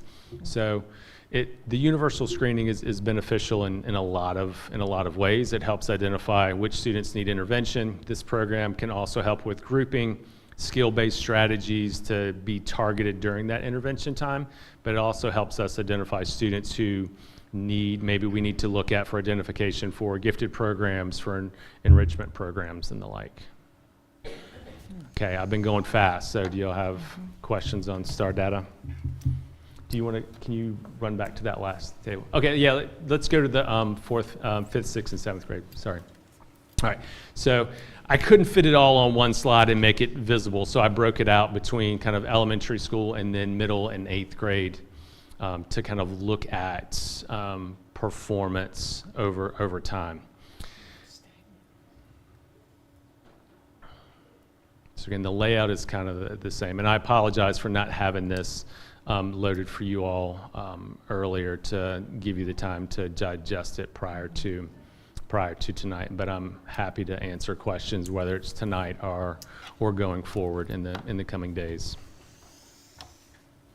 Dr. Daniels. Yes, sir. This is about the second or third different way I've seen things proposed since I've been on the board. And out of everything I've taken in, we still have about 1/3 of the students failing. That number really hasn't changed, how it's been presented 3 different ways. So, I mean, we're kind of beating the bush or something because we haven't found what the real problem is yet, if you understand what I'm saying. I do. I think I can't speak to what has happened prior to me getting here. One of the processes that we began implementing in the winter is this MTSS approach that we're getting support from the Department of Education to address. So we're working on building infrastructure with data and looking at data, and so we can make pretty precise decisions on what skills need to be addressed with what students. That's not a practice that is often familiar to teachers. So historically, you may just look at performance on the chapter test that you gave a student. Well, you need to be able to compare the rigor and the quality of that chapter test against other students across the nation or across the state to look at, okay, well, am I teaching it at the right level for students to be successful on an SOL test? This helps us gauge what we are doing. So maybe that chapter test needs to be a little bit more difficult, or I need to make sure that I'm covering different skills along the year. So it's a lot of tweaking. It's going to be imperative that we retain really good teachers who have the skill set to be able to tweak that curriculum and tweak their instruction, and then know how to use data to inform who's in what groups, and being able to do small group instruction during a larger block of time. So we've made a bunch of adjustments starting in the winter, over the summer with different master schedules here at Thomas Hunter to provide more time for reading instruction, more time for math instruction. Do you know how they prepare a test question for the SOLs?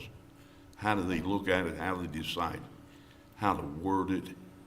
No, I think that, the DOE will push out for nominations for teachers to participate in curriculum development and test question development.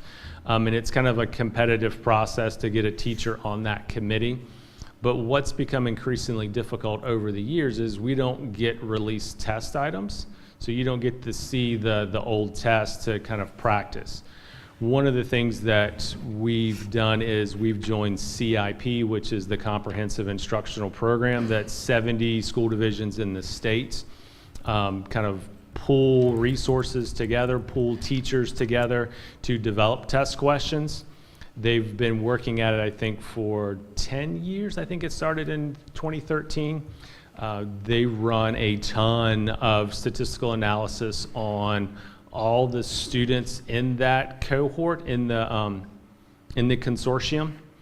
And so they run the benchmark performance against SOL performance, and it's pretty tightly aligned and predictive. So we've signed on to CIP.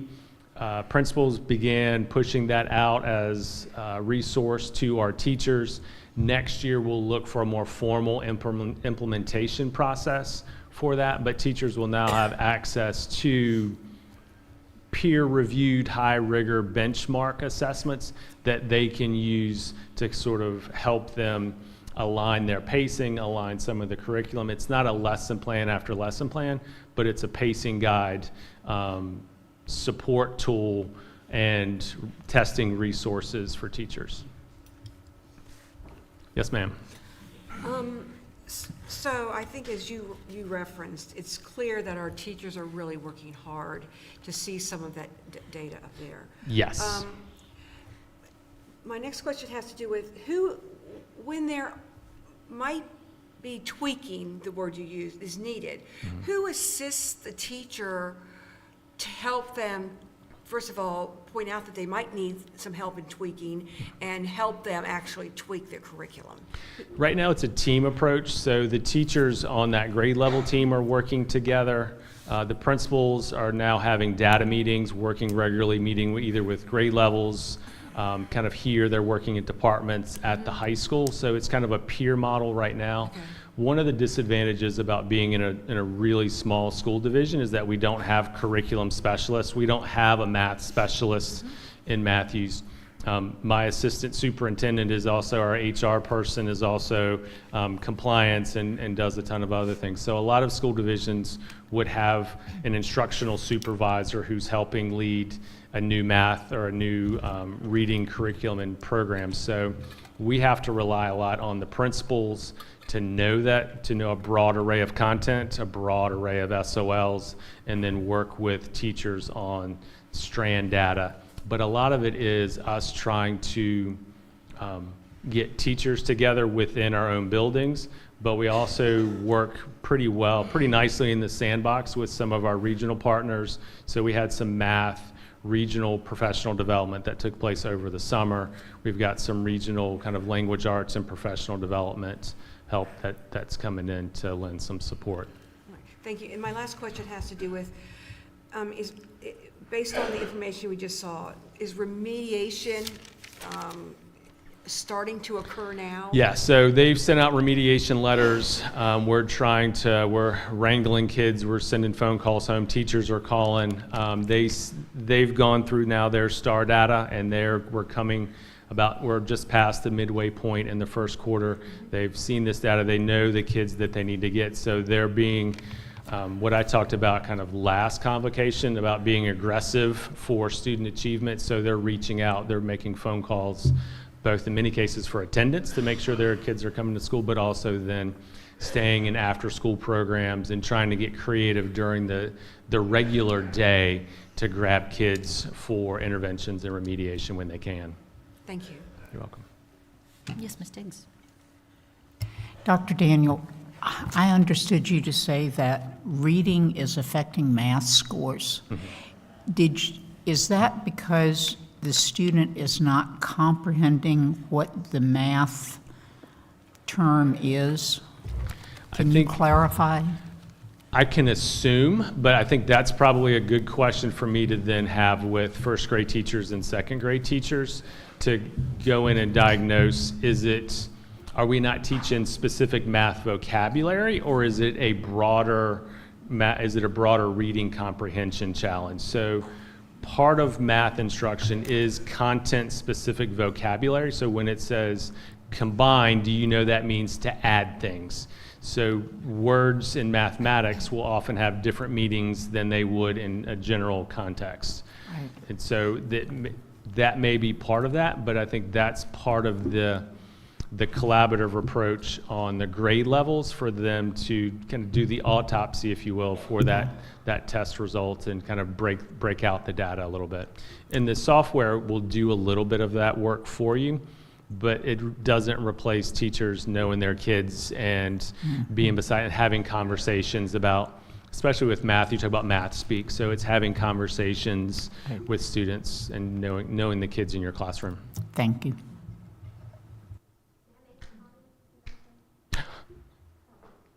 Can I ask Ms. Bray to come up? Hey, Ms. Bray, can you join me? Okay. Because, she knows the first grade. So, yeah, first grade teachers were really worked up about the STAR test for their students because no student received a read aloud, and so the students did not typically understand the question that was being asked of them. It was a huge concern across the grade level, and we had lengthy discussion about it. Would you say that is, when you say don't understand the question, are they not understanding the vocabulary? The words of what the question was asking. So it was like, okay, boys and girls, today we're going to take this math test. Good luck to you. And they would raise their hand and say, what does number 1 say? Well, I can't help you with that. You do the best that you can. It was a very stressful, intense situation for first grade teachers and for first grade students. Yeah, thank you. Am I done? I don't know.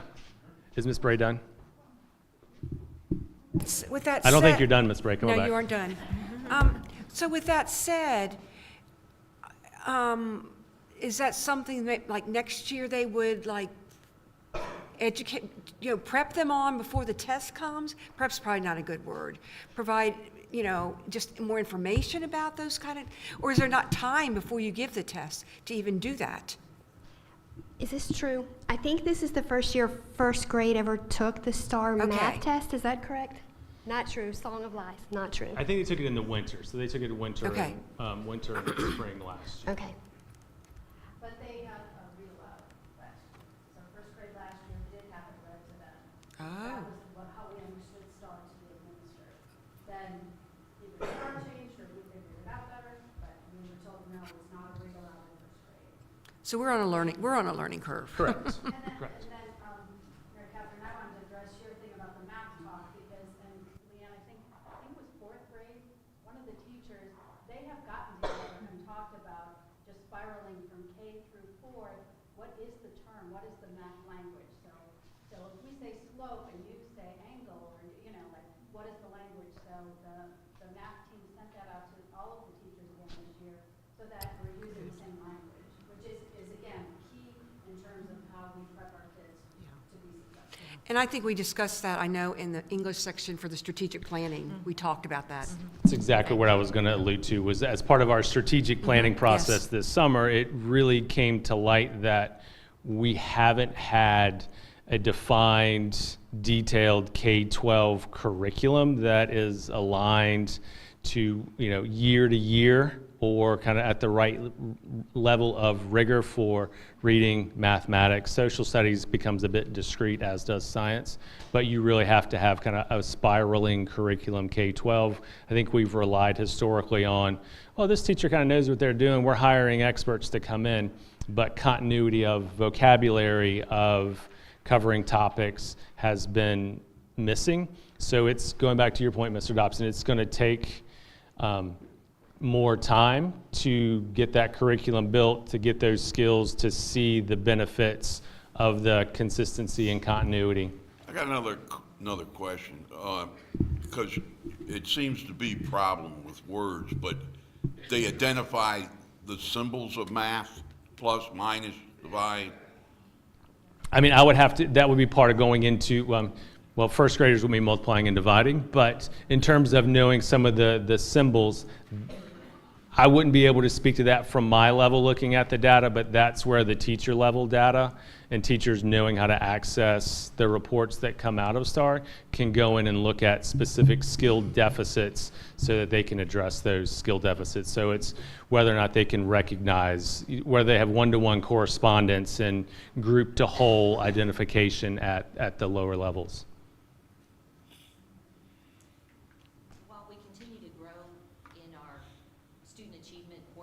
Of every business meeting. I think those kinds of topics would be great to hear a little bit more in depth.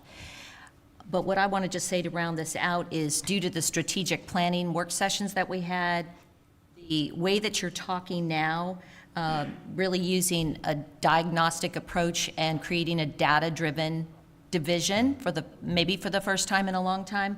I appreciate that. I know it's going to take a long time, but I am confident we're on the right track.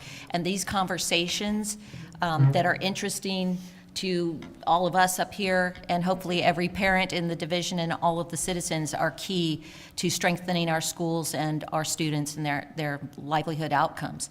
So I appreciate it, and thank you very much for this presentation. And I would like the members to all have a copy of what you've shown tonight, so that we can. Yeah, I'll get it loaded up. I apologize. Thank you. I will add one piece too. So our representative from CIP came and met with us and did a little bit of, it may not be called training, but kind of an intro to CIP, and shared some data with us. One of the pieces of data that struck me is he looks at, again, the federal kind of pass rates. So he mapped every division in Virginia, looked at their overall pass rate for every student who took a test, regardless of the content, regardless of whatever, total number of students taking a test, and overall pass rate. And he ranks those annually. Where he ranked, Matthews was the 12th highest gaining school division according to his calculations in Virginia last year. So while some of this is not what we want to see, we're taking steps in that direction by making gains, making significant progress in the work that we're doing, the work that the teachers are doing, addressing student needs and student deficits. So we're doing the right stuff. It's still going to take some time to get us there, but I'm very optimistic. So. Excellent. Okay. All right. Thank you, Dr. Thank you. Daniel. Moving on to item 7, citizens' questions, comments, or requests. This is comments not pertaining to personnel or student matters. Protocol for public comment period. Matthews County residents and school employees wishing to speak should sign up with their name and address on the sheet provided. Each individual will have 3 minutes to speak. Comment period will end after 90 minutes. All comments should be directed to the school board. Speakers shall not address matters involving students or personnel, as these topics may violate confidentiality and are not appropriate in a public forum. Public comment is the school board's opportunity to listen to the speaker. Since our purpose is to hear from you, the board will not engage in dialogue with the audience or whomever is at the podium. Matters requiring a response will be directed to the superintendent for research and response. The superintendent may report back on such matters at a subsequent business meeting session as appropriate. The school board carefully considers your comments when deciding on matters brought before us. We appreciate your attendance and your input.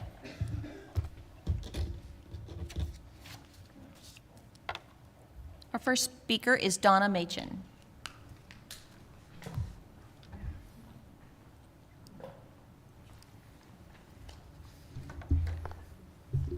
Donna Machen, Foster, Virginia. I frequently hear from the school board that it takes a village to raise a child. This was famously claimed by Hillary Clinton in 1996, who really meant a government village, and it represents a hostile attitude toward parents, according to Alex Newman in his book, Indoctrinating Our Children to Death. I am making this book available for research online. When I was teaching at T.C. Walker Elementary in the early 1990s, the principal told me that he believed 3- and 4-year-olds should be in public school because the parents couldn't be trusted. This is so contrary to the truth. God gave parents the job of teaching and training their children in the nurture and admonition of the Lord. Parents are the first institution created by God with His mandate to rear them up. This is education that works. Like-minded community members can assist. Even organizations following biblical values and principles can be beneficial. However, godless institutions like public schools who follow federally funded guidelines set by the UN agenda cannot be trusted. The last place for a 2- to 4-year-old daycare preschool program is in the public school.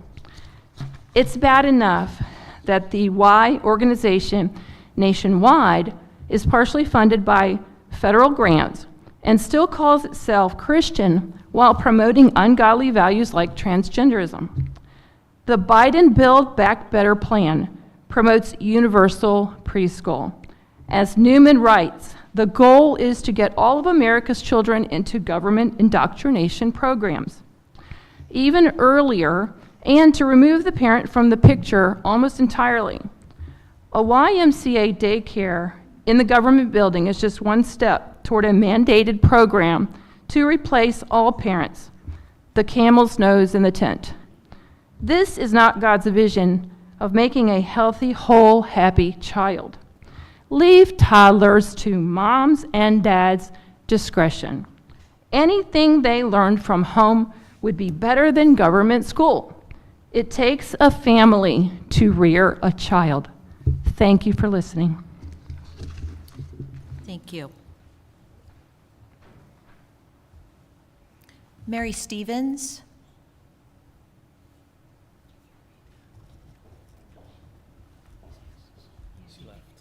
Oh, Mary Stevens left. Okay. Gavin Newcomb.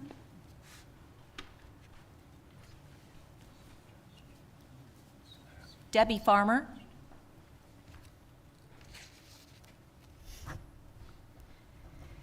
Well, the way that we were in a meeting last night and we brought up this discussion a little bit, and we all seem to, or a lot of us come to seem to the same conclusion that we already have one group of 14 that's 4 years old in the school, in the high school.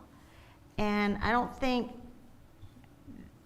they should be in the high school. If they wanted to do that program, it should be at the elementary school. There's high school kids, there's big kids, they're up and down the hallways, you know, and there's more risk of a high schooler doing something or some big threat with the school than it would be at an elementary school. But it goes back to where if it's going to be just a babysitting thing, then that has nothing to do with the schools. It should be with the Y. Okay, so then I'm sorry they left, because what I had to say was as much to them too, because if it sounds like a money-making thing for them, if they could make $100,000 a year off of what they charge and whatever, but yet they have all the money all the fundings to get the money for this program. Well, but yet they don't take into consideration the whole rest of the county. They're pushing these kids at 2 years old that need to be home with mommy, or in a babysitting home life where you're in a home and you've got maybe 1 or 2 other kids. But the Y does not take into consideration, you've got the babies, you've got the teens, and you've got the seniors, or the adults, and then the seniors. We'll go that way. So the point that I wanted to get across to them was that they have all the money and all the fundings that they can get to get these little babies into school, that they're going to have pre-kindergarten, kindergarten, 12 years of school. That's 14 years. If they start them another 2 years ahead of that, that's going to be 16 years. If they go to college, they go to get a major degree, a doctor or whatever, they may have 10 more years of school. That's a third of their life they're going to be in school. Okay, but going back to the part where they don't offer anything for seniors. If they can come up with all the funding for these kids to go to school, these babies to go to school, then they need to do something for the seniors. They do not offer seniors silver sneakers program because they say it's too many seniors in the community. But yet we don't have that many babies. We don't even have that many kids in the school system itself, you know. I'm sorry, Ms. Farmer, your time is up. Okay. Thank you.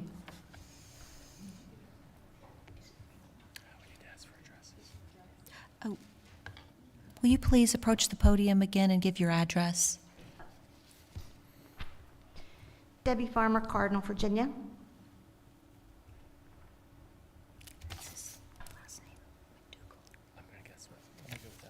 Meredith McDougall? Sorry if I got that. You got it perfectly right. Okay, great. Hi, I'm Meredith McDougall. I am a Matthews citizen and a mom of 2 toddlers. Public speaking is not a strong suit, so I apologize if I look down at my phone. I have navigated childcare for the past several years, and I can assure you it's basically a part-time, my husband says it's a full-time job, trying to find and secure consistent quality care. I was also a parent of children who were enrolled in the local facility that had to close down, sadly, because of unforeseen circumstances. Dozens of families locally were left stranded to find care at the drop of a hat, and some were forced to step out of the workforce temporarily or permanently because they were not able to find care locally. I was able to reach out to a staff member of the previous facility, and she told me that approximately 75% of the enrolled children were on subsidy. Finding facilities that accept state subsidy is one of the many hurdles that low-income families face, and having a local facility that accepts subsidy would be a godsend for many local families. Many home daycares do not accept subsidy because of the paperwork involved, but the Y knows how to manage all of that already. My husband and I are blessed to be fortunate enough to send our kids to the Montessori in the next county. I looked at the Y for childcare when the local facility closed. However, my kids were too young to go there. Now that they're confident and familiar with their school, it makes it hard as a parent to pull them out of that school and move them to a school that they're not familiar with. I know that several other Matthews families at the Montessori are struggling with what to do once their toddlers are public school age because they know how comfortable their kids are in the school that they're at. So as a parent, in my opinion, it would be that the public schools would benefit from not losing students, partners, if they partnered with a local facility that makes the transition to kindergarten easier. I know that Dr. Gibbs, you said that there was a data gap in the program that the Y mentioned. However, there's no shortage of data and research when it comes to what those early years can do in terms of getting kids prepared for kindergarten and school. Early childhood is the period of the most dramatic learning gains in our lifespan, our entire lifespan, 0 to 5. That's research and founded. Research also suggests that students who do not have access to learning in 2 to 4 year age group tend to end up 2 years behind their peers when they get into kindergarten, setting them back for years to come. So to hear from a school board that 2 and 3-year-olds don't have anything to learn in a school environment is concerning as a mother and citizen of our county.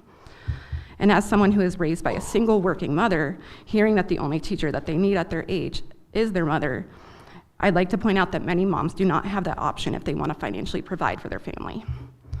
I'd also like to remind you that the 82% of unmet needs that the Y mentioned, and by the way, they're still here, they're in the back of the room, they will choose to, if they are forced to choose to enroll their children elsewhere, and if they are also the families that vote.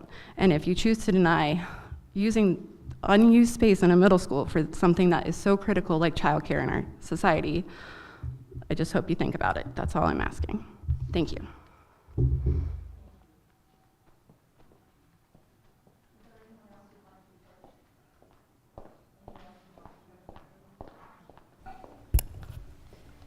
Good evening.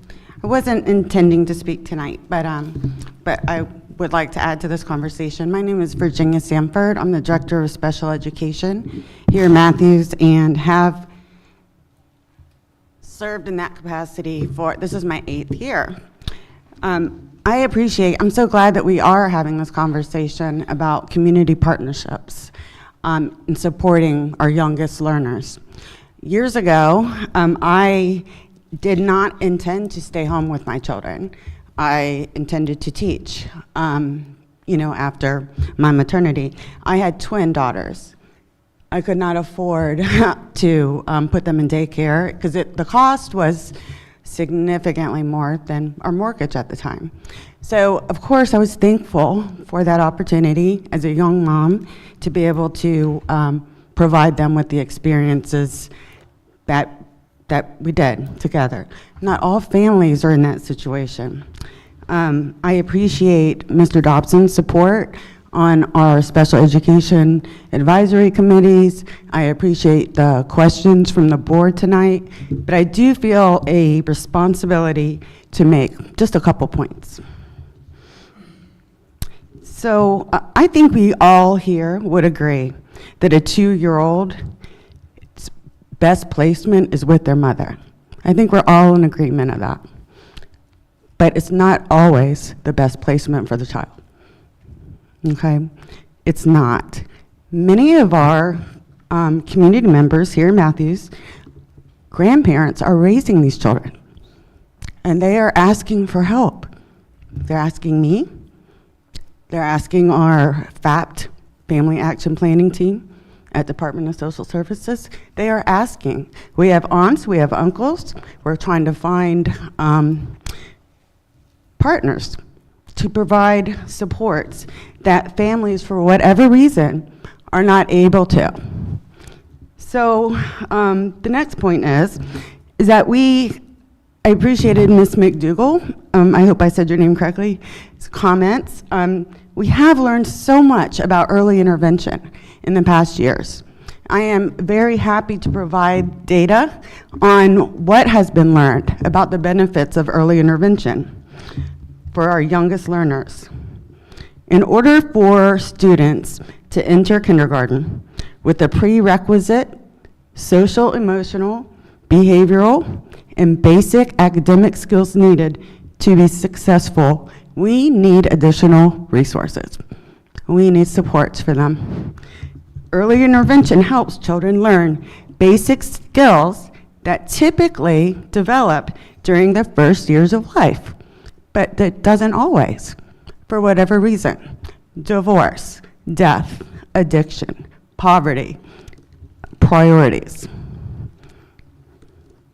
Research has shown improved academic and social skills, increased independence and self-confidence, and a reduced need for special education services later in the future. So the goal... Ms. Sanford? Yes, am I Sorry, done? The time is up. Okay, well, thank you for your time. Thank you very much. Thank you. Is there anyone else who would like to approach the podium?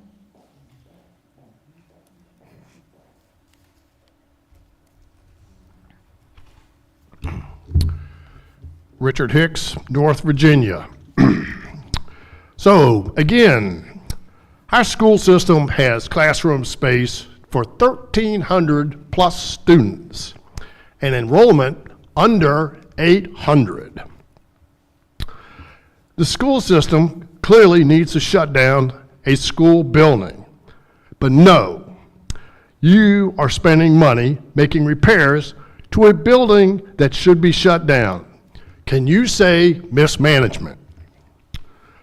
Our school, we've been reported that our high school has a leaking roof, appliances that don't run, facilities with other problems. If you can't take care of what you have no business getting into the rental business. Note here, you might consider the Board of Supervisors rental business with hole in the wall, which might be classified as a failure. Well, let's scratch that. A disaster. This board and the school system needs to concentrate on their prime mission, reading, writing, arithmetic for K through 8, and stop doing all this other stuff. I see that the YMCA anticipates expenses of $200,000 and income of $100,000. Who is making up the difference? Where is that money coming from? Would you do business with an organization like that? They have a staffing model, 14 students and 5 staff. That's 2.8 students per employee, and they don't have to grade any homework at night. Good work if you can get it. A final note. $1 million to fix a leaking roof is ludicrous. Identification of leaks on a rainy day is relatively easy. Get out a ladder and a flashlight and follow that stream of water to its origin. All it takes is some initiative. Thank you. Thank you, Mr. Hicks. Is there anyone else who'd like to approach the podium?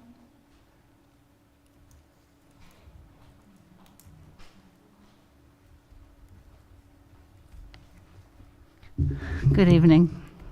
I'm Janice Phillips. My address is 250 Harbor Watch, Newport, Virginia. I would like to address the preschool presentation. Unfortunately, I wasn't here for the whole portion of it. However, one of the things that we know about Matthews is that our population has decreased by 6% in 20 years. Not a big number, pretty much in line with the national averages. However, the big thing that you have to pay attention to with our census is that we've had a big shift in that while our senior citizens, their numbers have grown by 30% or more, our working age citizens have decreased by 30% or more. So we are facing a real problem at this county if we can't reverse that trend, in that we will not have people who provide services, who are working. A community thrives based on young families, and we need to attract and keep our young families. That's critical to this community. And I think this, it's important to do that. Schools are the #1 driver, and childcare lines right up with that. If we can have excellent schools and good childcare, I think we would have young families coming here to live. They would probably have to commute for work, but many, many families have done that for years. And I think we could see our county thrive. But I think, and I am optimistic, I think our schools are on the right track. I am very pleased at what I see. And I think that the childcare is the big issue, as we've seen from the surveys, and it would be well addressed. And I like the idea of using an existing building. It's a lot of pluses, but that's your call. Thank you. Thank you. Is there anyone else who'd like to approach the podium?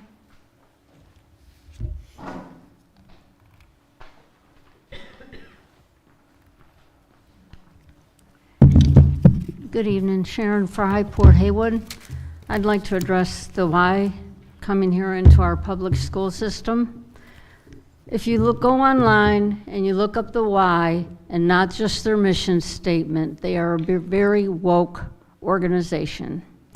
They promote DEI, they promote social emotional learning, they promote LGBTQ, and pride. I believe they're heavily connected to the UN. I believe they're an indoctrination facility, as most of our public schools are.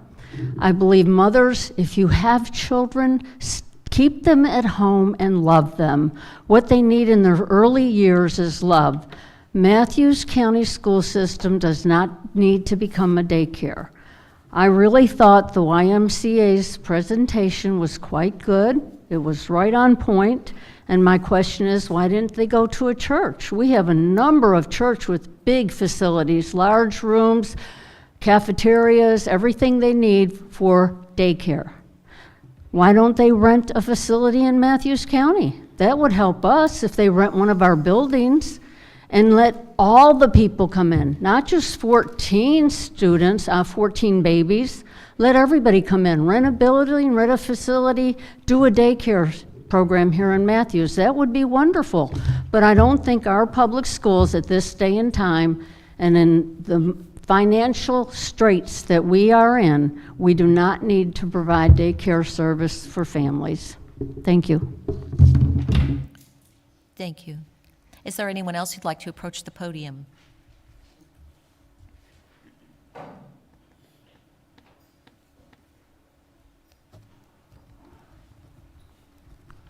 Hi, Kay Dyer, Cardinal, Virginia.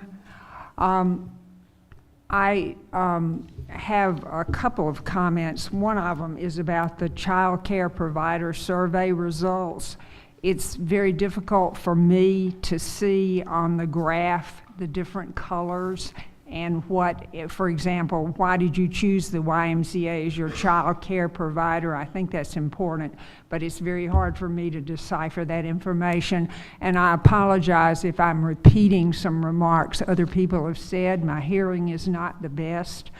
I think that if we have a program here from the YMCA, we are essentially giving a blessing to this organization, and I do have reservations because of their promotion of DEI, and I don't know whether there will be a mission creep for 1- and 2-year-olds. I don't think that's a problem, but for 3- and 4-year-olds, are they going to be discussing issues of gender? Are they going to be promoting the idea that there's systemic racism in the country?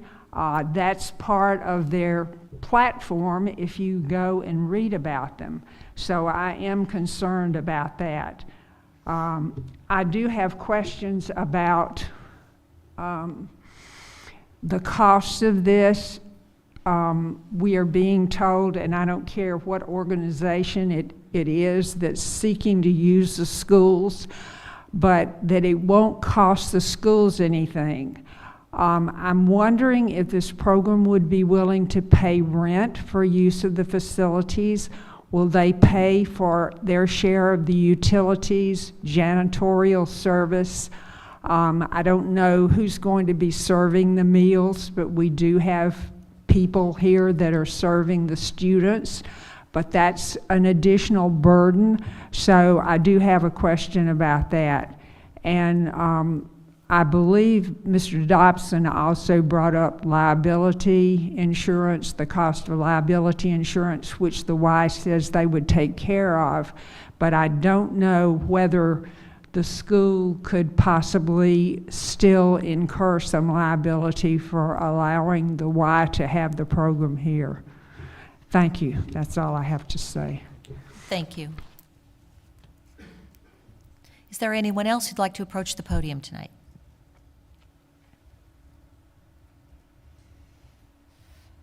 All right. 7.2, school board comments.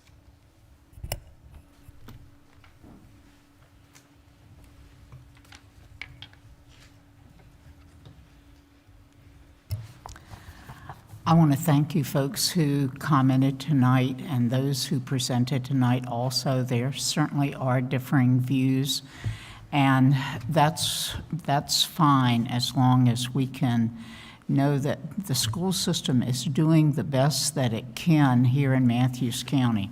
I personally, as a new member here, I feel like the people sitting on this board are trying their very best under our leadership to provide for these children and to also retain good teachers.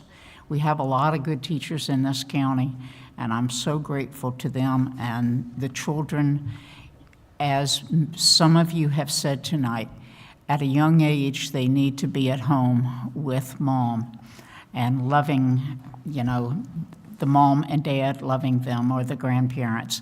I was fortunate as a kid to have my mother at home when I was 2 and 3 years old. I don't know that we had daycare. I don't mind dating myself. I'm older than a lot of you in here.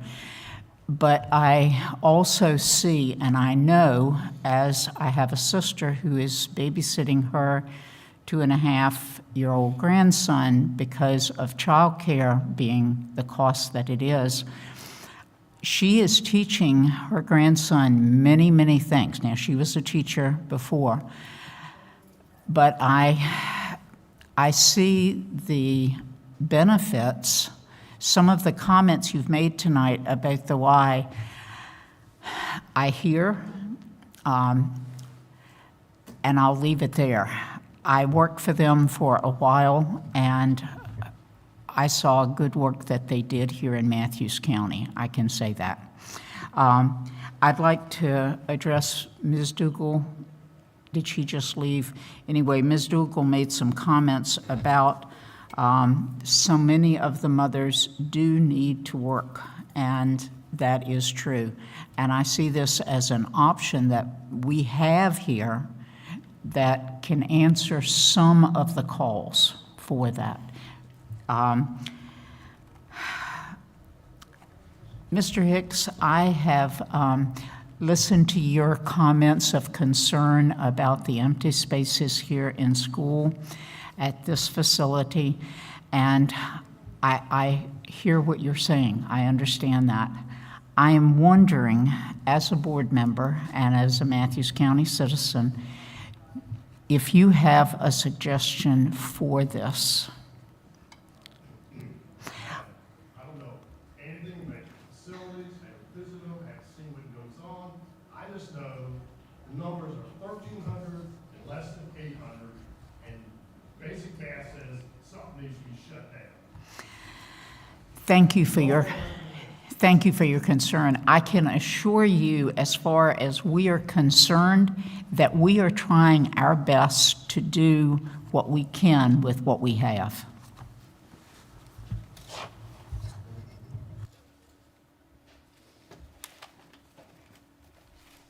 I want to address the why. If they want to go with a 4-year-old program like we have at the high school, I don't see a problem with that. And they can take the rest of it and go somewhere else with it. And talking about the program at the high school, we should move them back over here, since we do have the room here now, and not have them over at the high school. I think that would be a good idea. I will talk about some of the space in the school. I think there's some planning that we're looking at. Miss Williams' room isn't big enough, and she does not have the proper equipment in there that she's supposed to have. And hopefully, in the future, we can get her in, possibly make one of these rooms double down here and give her the space that she needs for her class. Bringing the students back, they've been at the high school all the time, but bringing the students from the high school over here now would be a good idea. But there are some other things we've discussed about eventually moving the school board office down in here and getting rid of that building up there. So there are some things being looked at. You know, it doesn't happen overnight. Just doesn't happen overnight. And that's what I'll say about the space down here for now.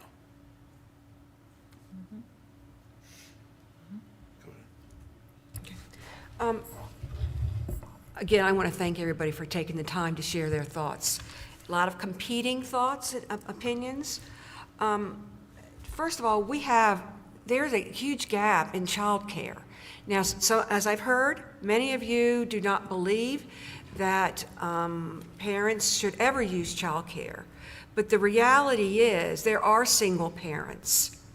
And I think Ms. Stanford brought up a point that I had not yet thought about, is not every parent is a exemplary parent and teaches what their children need to learn. And we see that in kindergarten and beyond.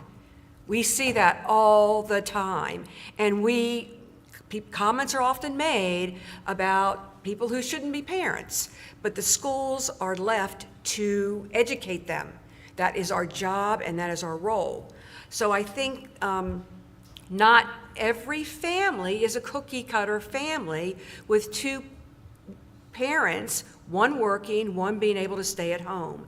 That's not, unfortunately, wouldn't that be ideal? That is not what our county or any county has as far as its makeup. There are two parents that both parents work, but they're still low income. They still are low socioeconomic status. They just don't make enough money to pay the bills. And where do the children go? What if one of them stopped working? That would even be more disastrous. There are single parents for multiple reasons.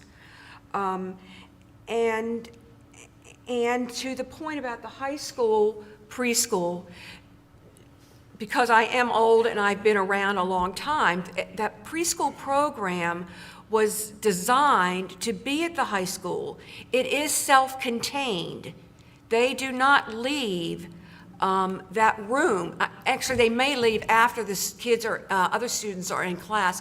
They may on occasion come to the cafeteria. I'm not sure if that occurs anymore. But it was designed because we have a child care program. And that would then allow those students to learn how to be a child care provider or even a teacher if that's what they wanted to do. That was the design of the program to begin with, and that is still the design. But they are not integrated with the rest of the high school at all. And if you were at the high school, setup is made where the classroom for childcare bumps up against the preschool program, and they move back and forth. I do feel like I need to address Ms. Machen about it takes a village. Yes, it was Hillary Clinton that kind of coined that term, and in fact wrote a book about that. But as with Ms. Diggs, I've been around a long time, and I don't usually talk about myself, but I was raised, like many of you were raised, where our community was our village. Other parents would correct us when we were misbehaving, and we take pride in that now. I hear all the time, why don't we do what we did back there in the 50s and 60s? I will tell you, my church was my community.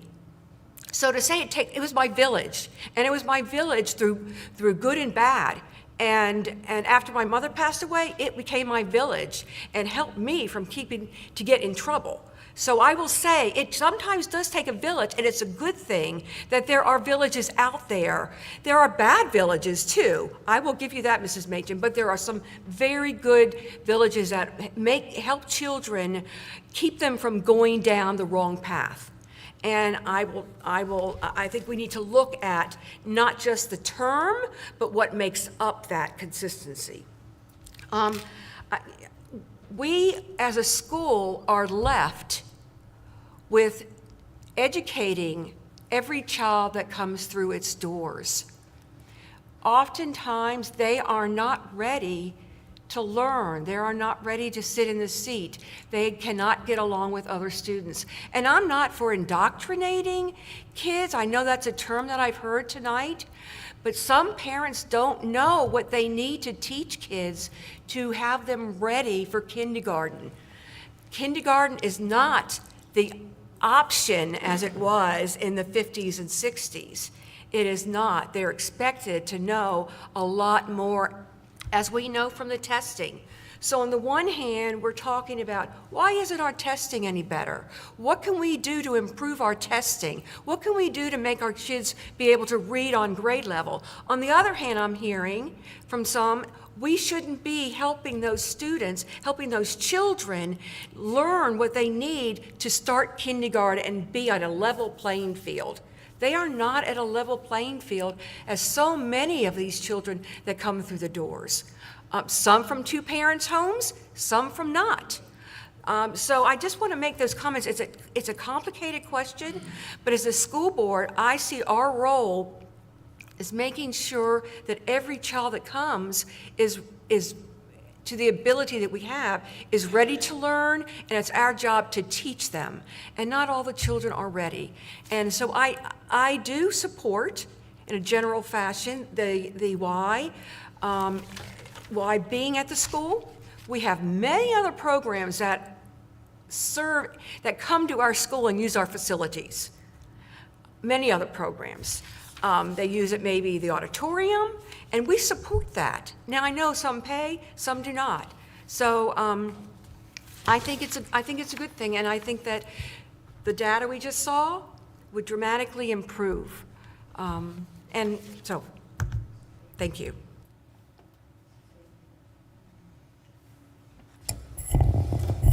Just a couple of quick comments. Keep hearing the program at the high school referred to as preschool. I believe, and maybe Dr. Daniel can help me here, I believe that is Head Start, which is a federal program. And if I'm not mistaken, in order to qualify, the family has to meet certain financial or economic needs, which I think is in contrast to what has been presented here this evening. One thing I want to make clear is I am certainly not out here advocating that we deny any child of any age an opportunity, especially a learning opportunity. Don't misunderstand me there. However, I'm not convinced yet that there are some students, some children in this county and in this world that are less fortunate than others. Some, maybe it's just an economic situation. Some, maybe it's just not a real good home life, for lack of a better term. I understand that. And it's great to be able to help these kids, to give them a head start, so to speak, to give them a fighting chance. And at the same time, where does public school responsibility end? So personally, I am not anywhere near prepared to make a decision on what was presented here this evening. I've heard good comments, pros and cons. Well, all the comments were good, but some pros, some con. And there's a lot of information that's going to have to be digested, for lack of a better word. But I think what the why I was presenting was in contrast really to what is currently going on at the high school, if I'm not mistaken. So that's my thoughts and comments. Thank you. Well, before we move on, I just want to thank everybody who's no longer here and who's still here for the comments that they made. Obviously, this is a very significant item on the agenda that the board will consider very thoughtfully and on an ongoing basis. There are no more comments, I think, that I can add to this, but be assured that the board takes this matter extremely seriously and that we will continue to hear from the public, and we hope to. Again, we'll be having a work session next week and the town hall that is next Thursday, the 24th. Please feel free to come to that and speak. I do think that it is time for us to move on. We will move to the next item. It's superintendent's informational reports. Dr. Daniel.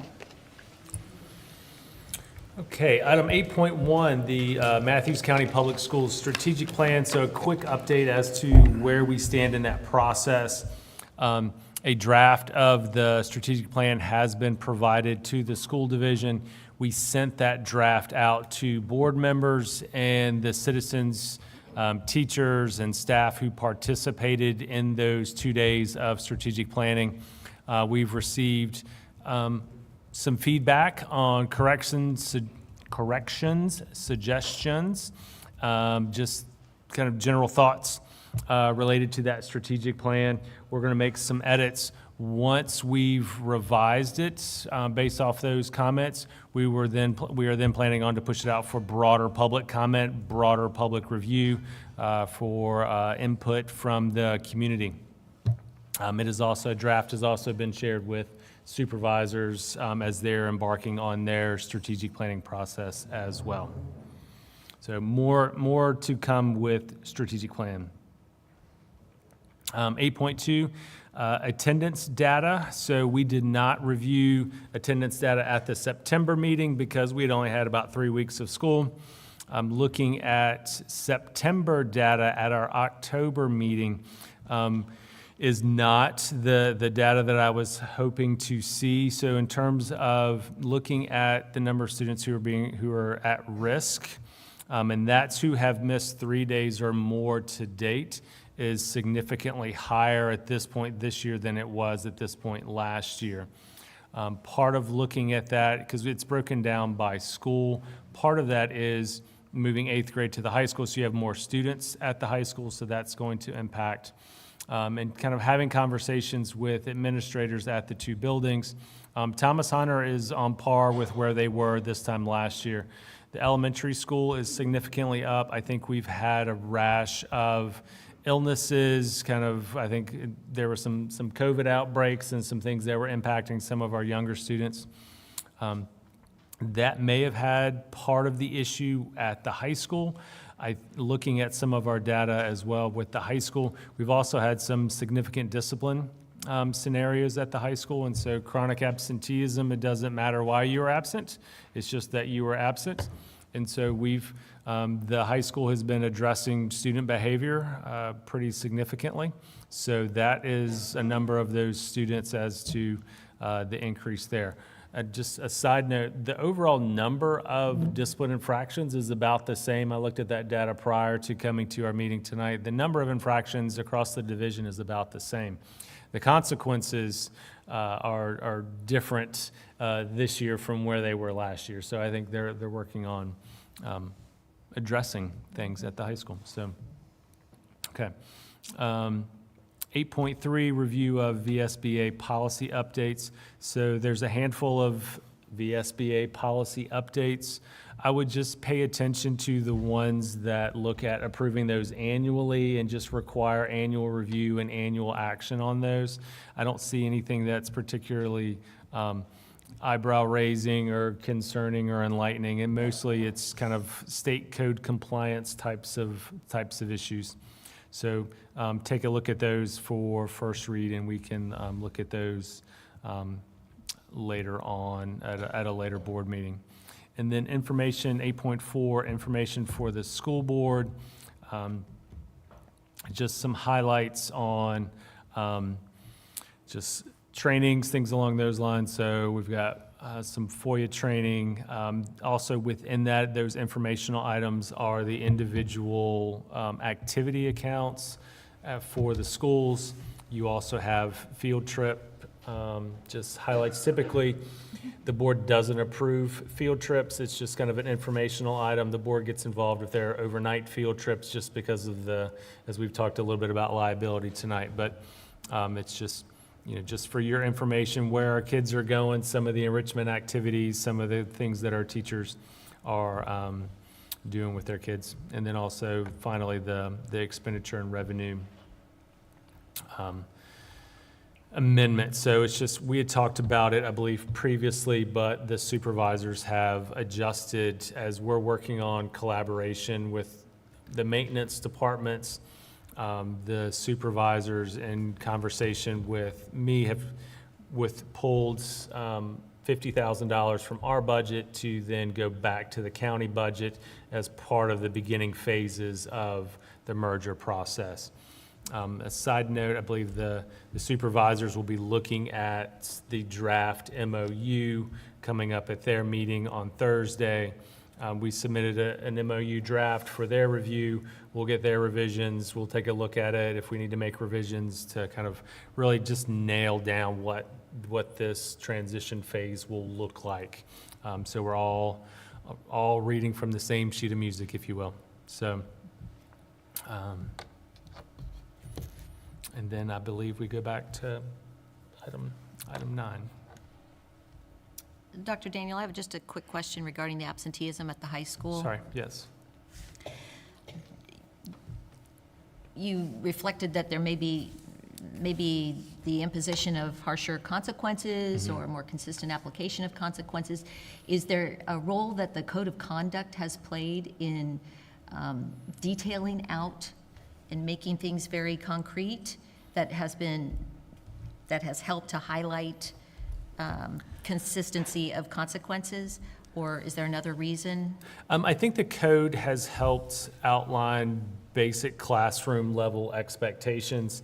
It's provided, especially two new administrators, administrators in 2 new roles in the division, kind of with what expectations are at those various levels and what are expectations in Matthews. I've had just more conversations with principals about discipline practices and things along those lines. Some of it has just, as we had across the nation, we had a rash of students saying inappropriate, borderline kind of threatening things. And so I sent out some messaging to the community when we had some of those situations. So that would account for some of those consequences. We've just had students who've made some poor decisions. We also have some students, some of those decisions weren't necessarily in the school building, but have ramifications to their attendance at school. And so that is, again, things that are somewhat outside of our control, but we're still held accountable for their attendance.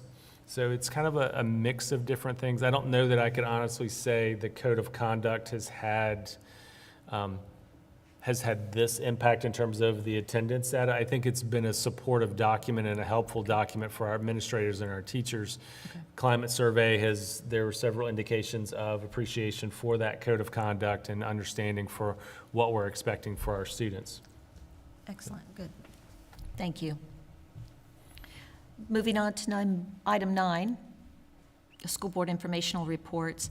9.1, we will have a school board and board of supervisors. We did have a school board and board of supervisors joint work session on Tuesday, October 8th in this building, in this auditorium. Item 9.2, we have an upcoming that I've referred to now a couple of times, the school board work session, which will be an all-day 8 to 3 work session in Chesapeake Bank on next Tuesday, the 22nd. Item 9.3, we have the town hall that I've been referring to, which will be held on Thursday, October 24th at 6 p.m. in this building, in this auditorium. Item 9.4, we'll have a joint school legislative tour on Thursday, November 14th at 9 a.m. at Thomas Hunter Middle School. Item 9.5, we have school board conferences and webinars. Again, as we do every meeting, members check and make sure that you're up to date and in line with your trainings. Item 9.6, we have an opportunity here for board and committee reports by school board members and superintendent, and we just want to, as we click on this to finish out the year, I will be attending this week's Board of Supervisors meeting. Mr. Dobson will be November 21st, and Mr. Morgan will be attending on December 19th. And we will set the first half of next year at the organizational meeting in January.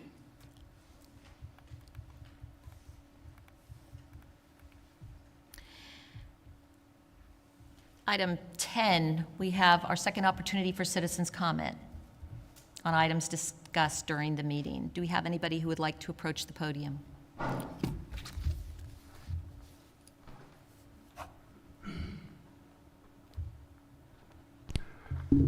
Richard Hicks, North Virginia. Societal ills are not the responsibility of the school board. The quality and quantity of daycare facilities in this county and this state is not the responsibility of the school board. The many and multiple failures by parents to prepare their children for school is not the responsibility of the school board. Single moms, divorced moms, working parents, single dads, low-income parents, irresponsible parents, parents on drugs are not the responsibility of the school board. The school board's core mission is reading, writing, and arithmetic for K through 12. And I really wish that you would concentrate 100% of your time on your core mission and leave these other messes to some other organization. Maybe we have a building across the street here where they take care of social problems. But your core mission is education, K through 12, reading, writing, and arithmetic. Thank you. Thank you, Mr. Hicks. Is there anyone else who'd like to approach the podium?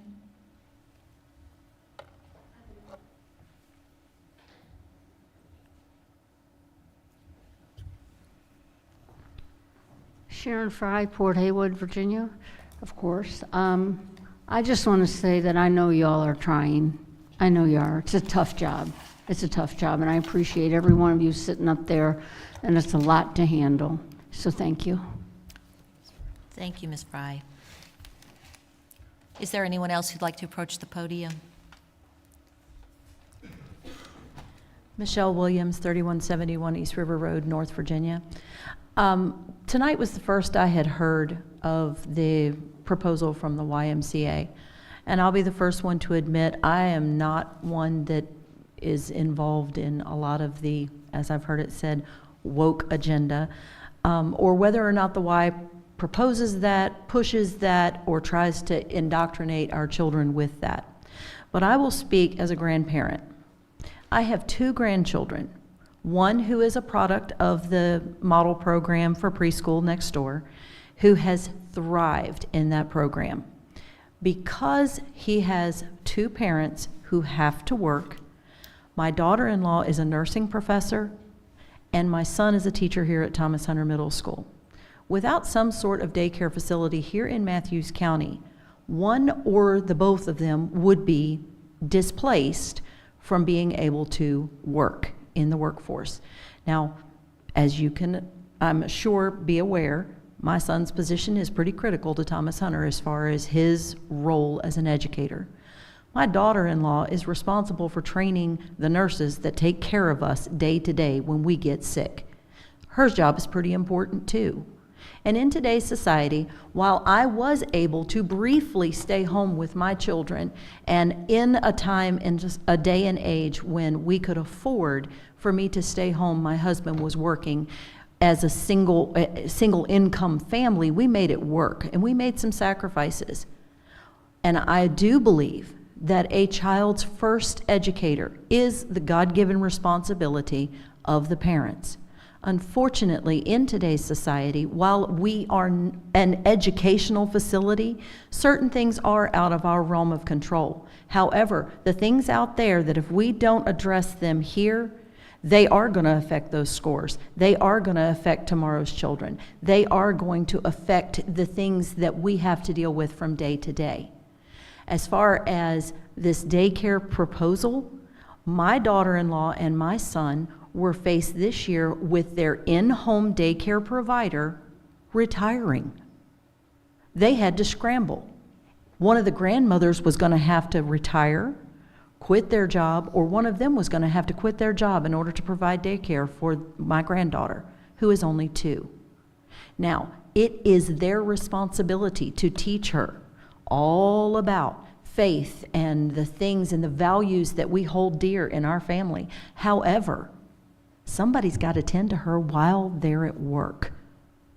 And while we're not trying to address and cure all the social ills, those social ills are here with us whether we like it or not.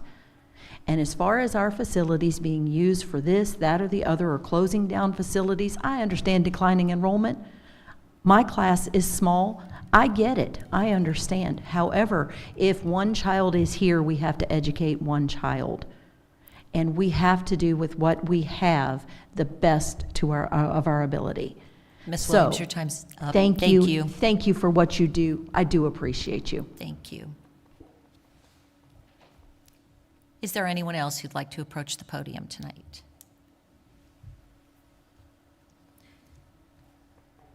There being none, we'll move on to item 11 with school board members' reports. Are there any members who'd like to say anything tonight?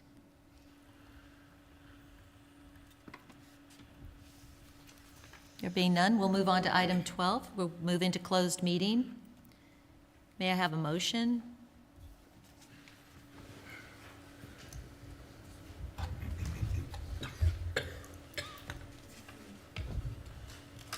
May I have a motion?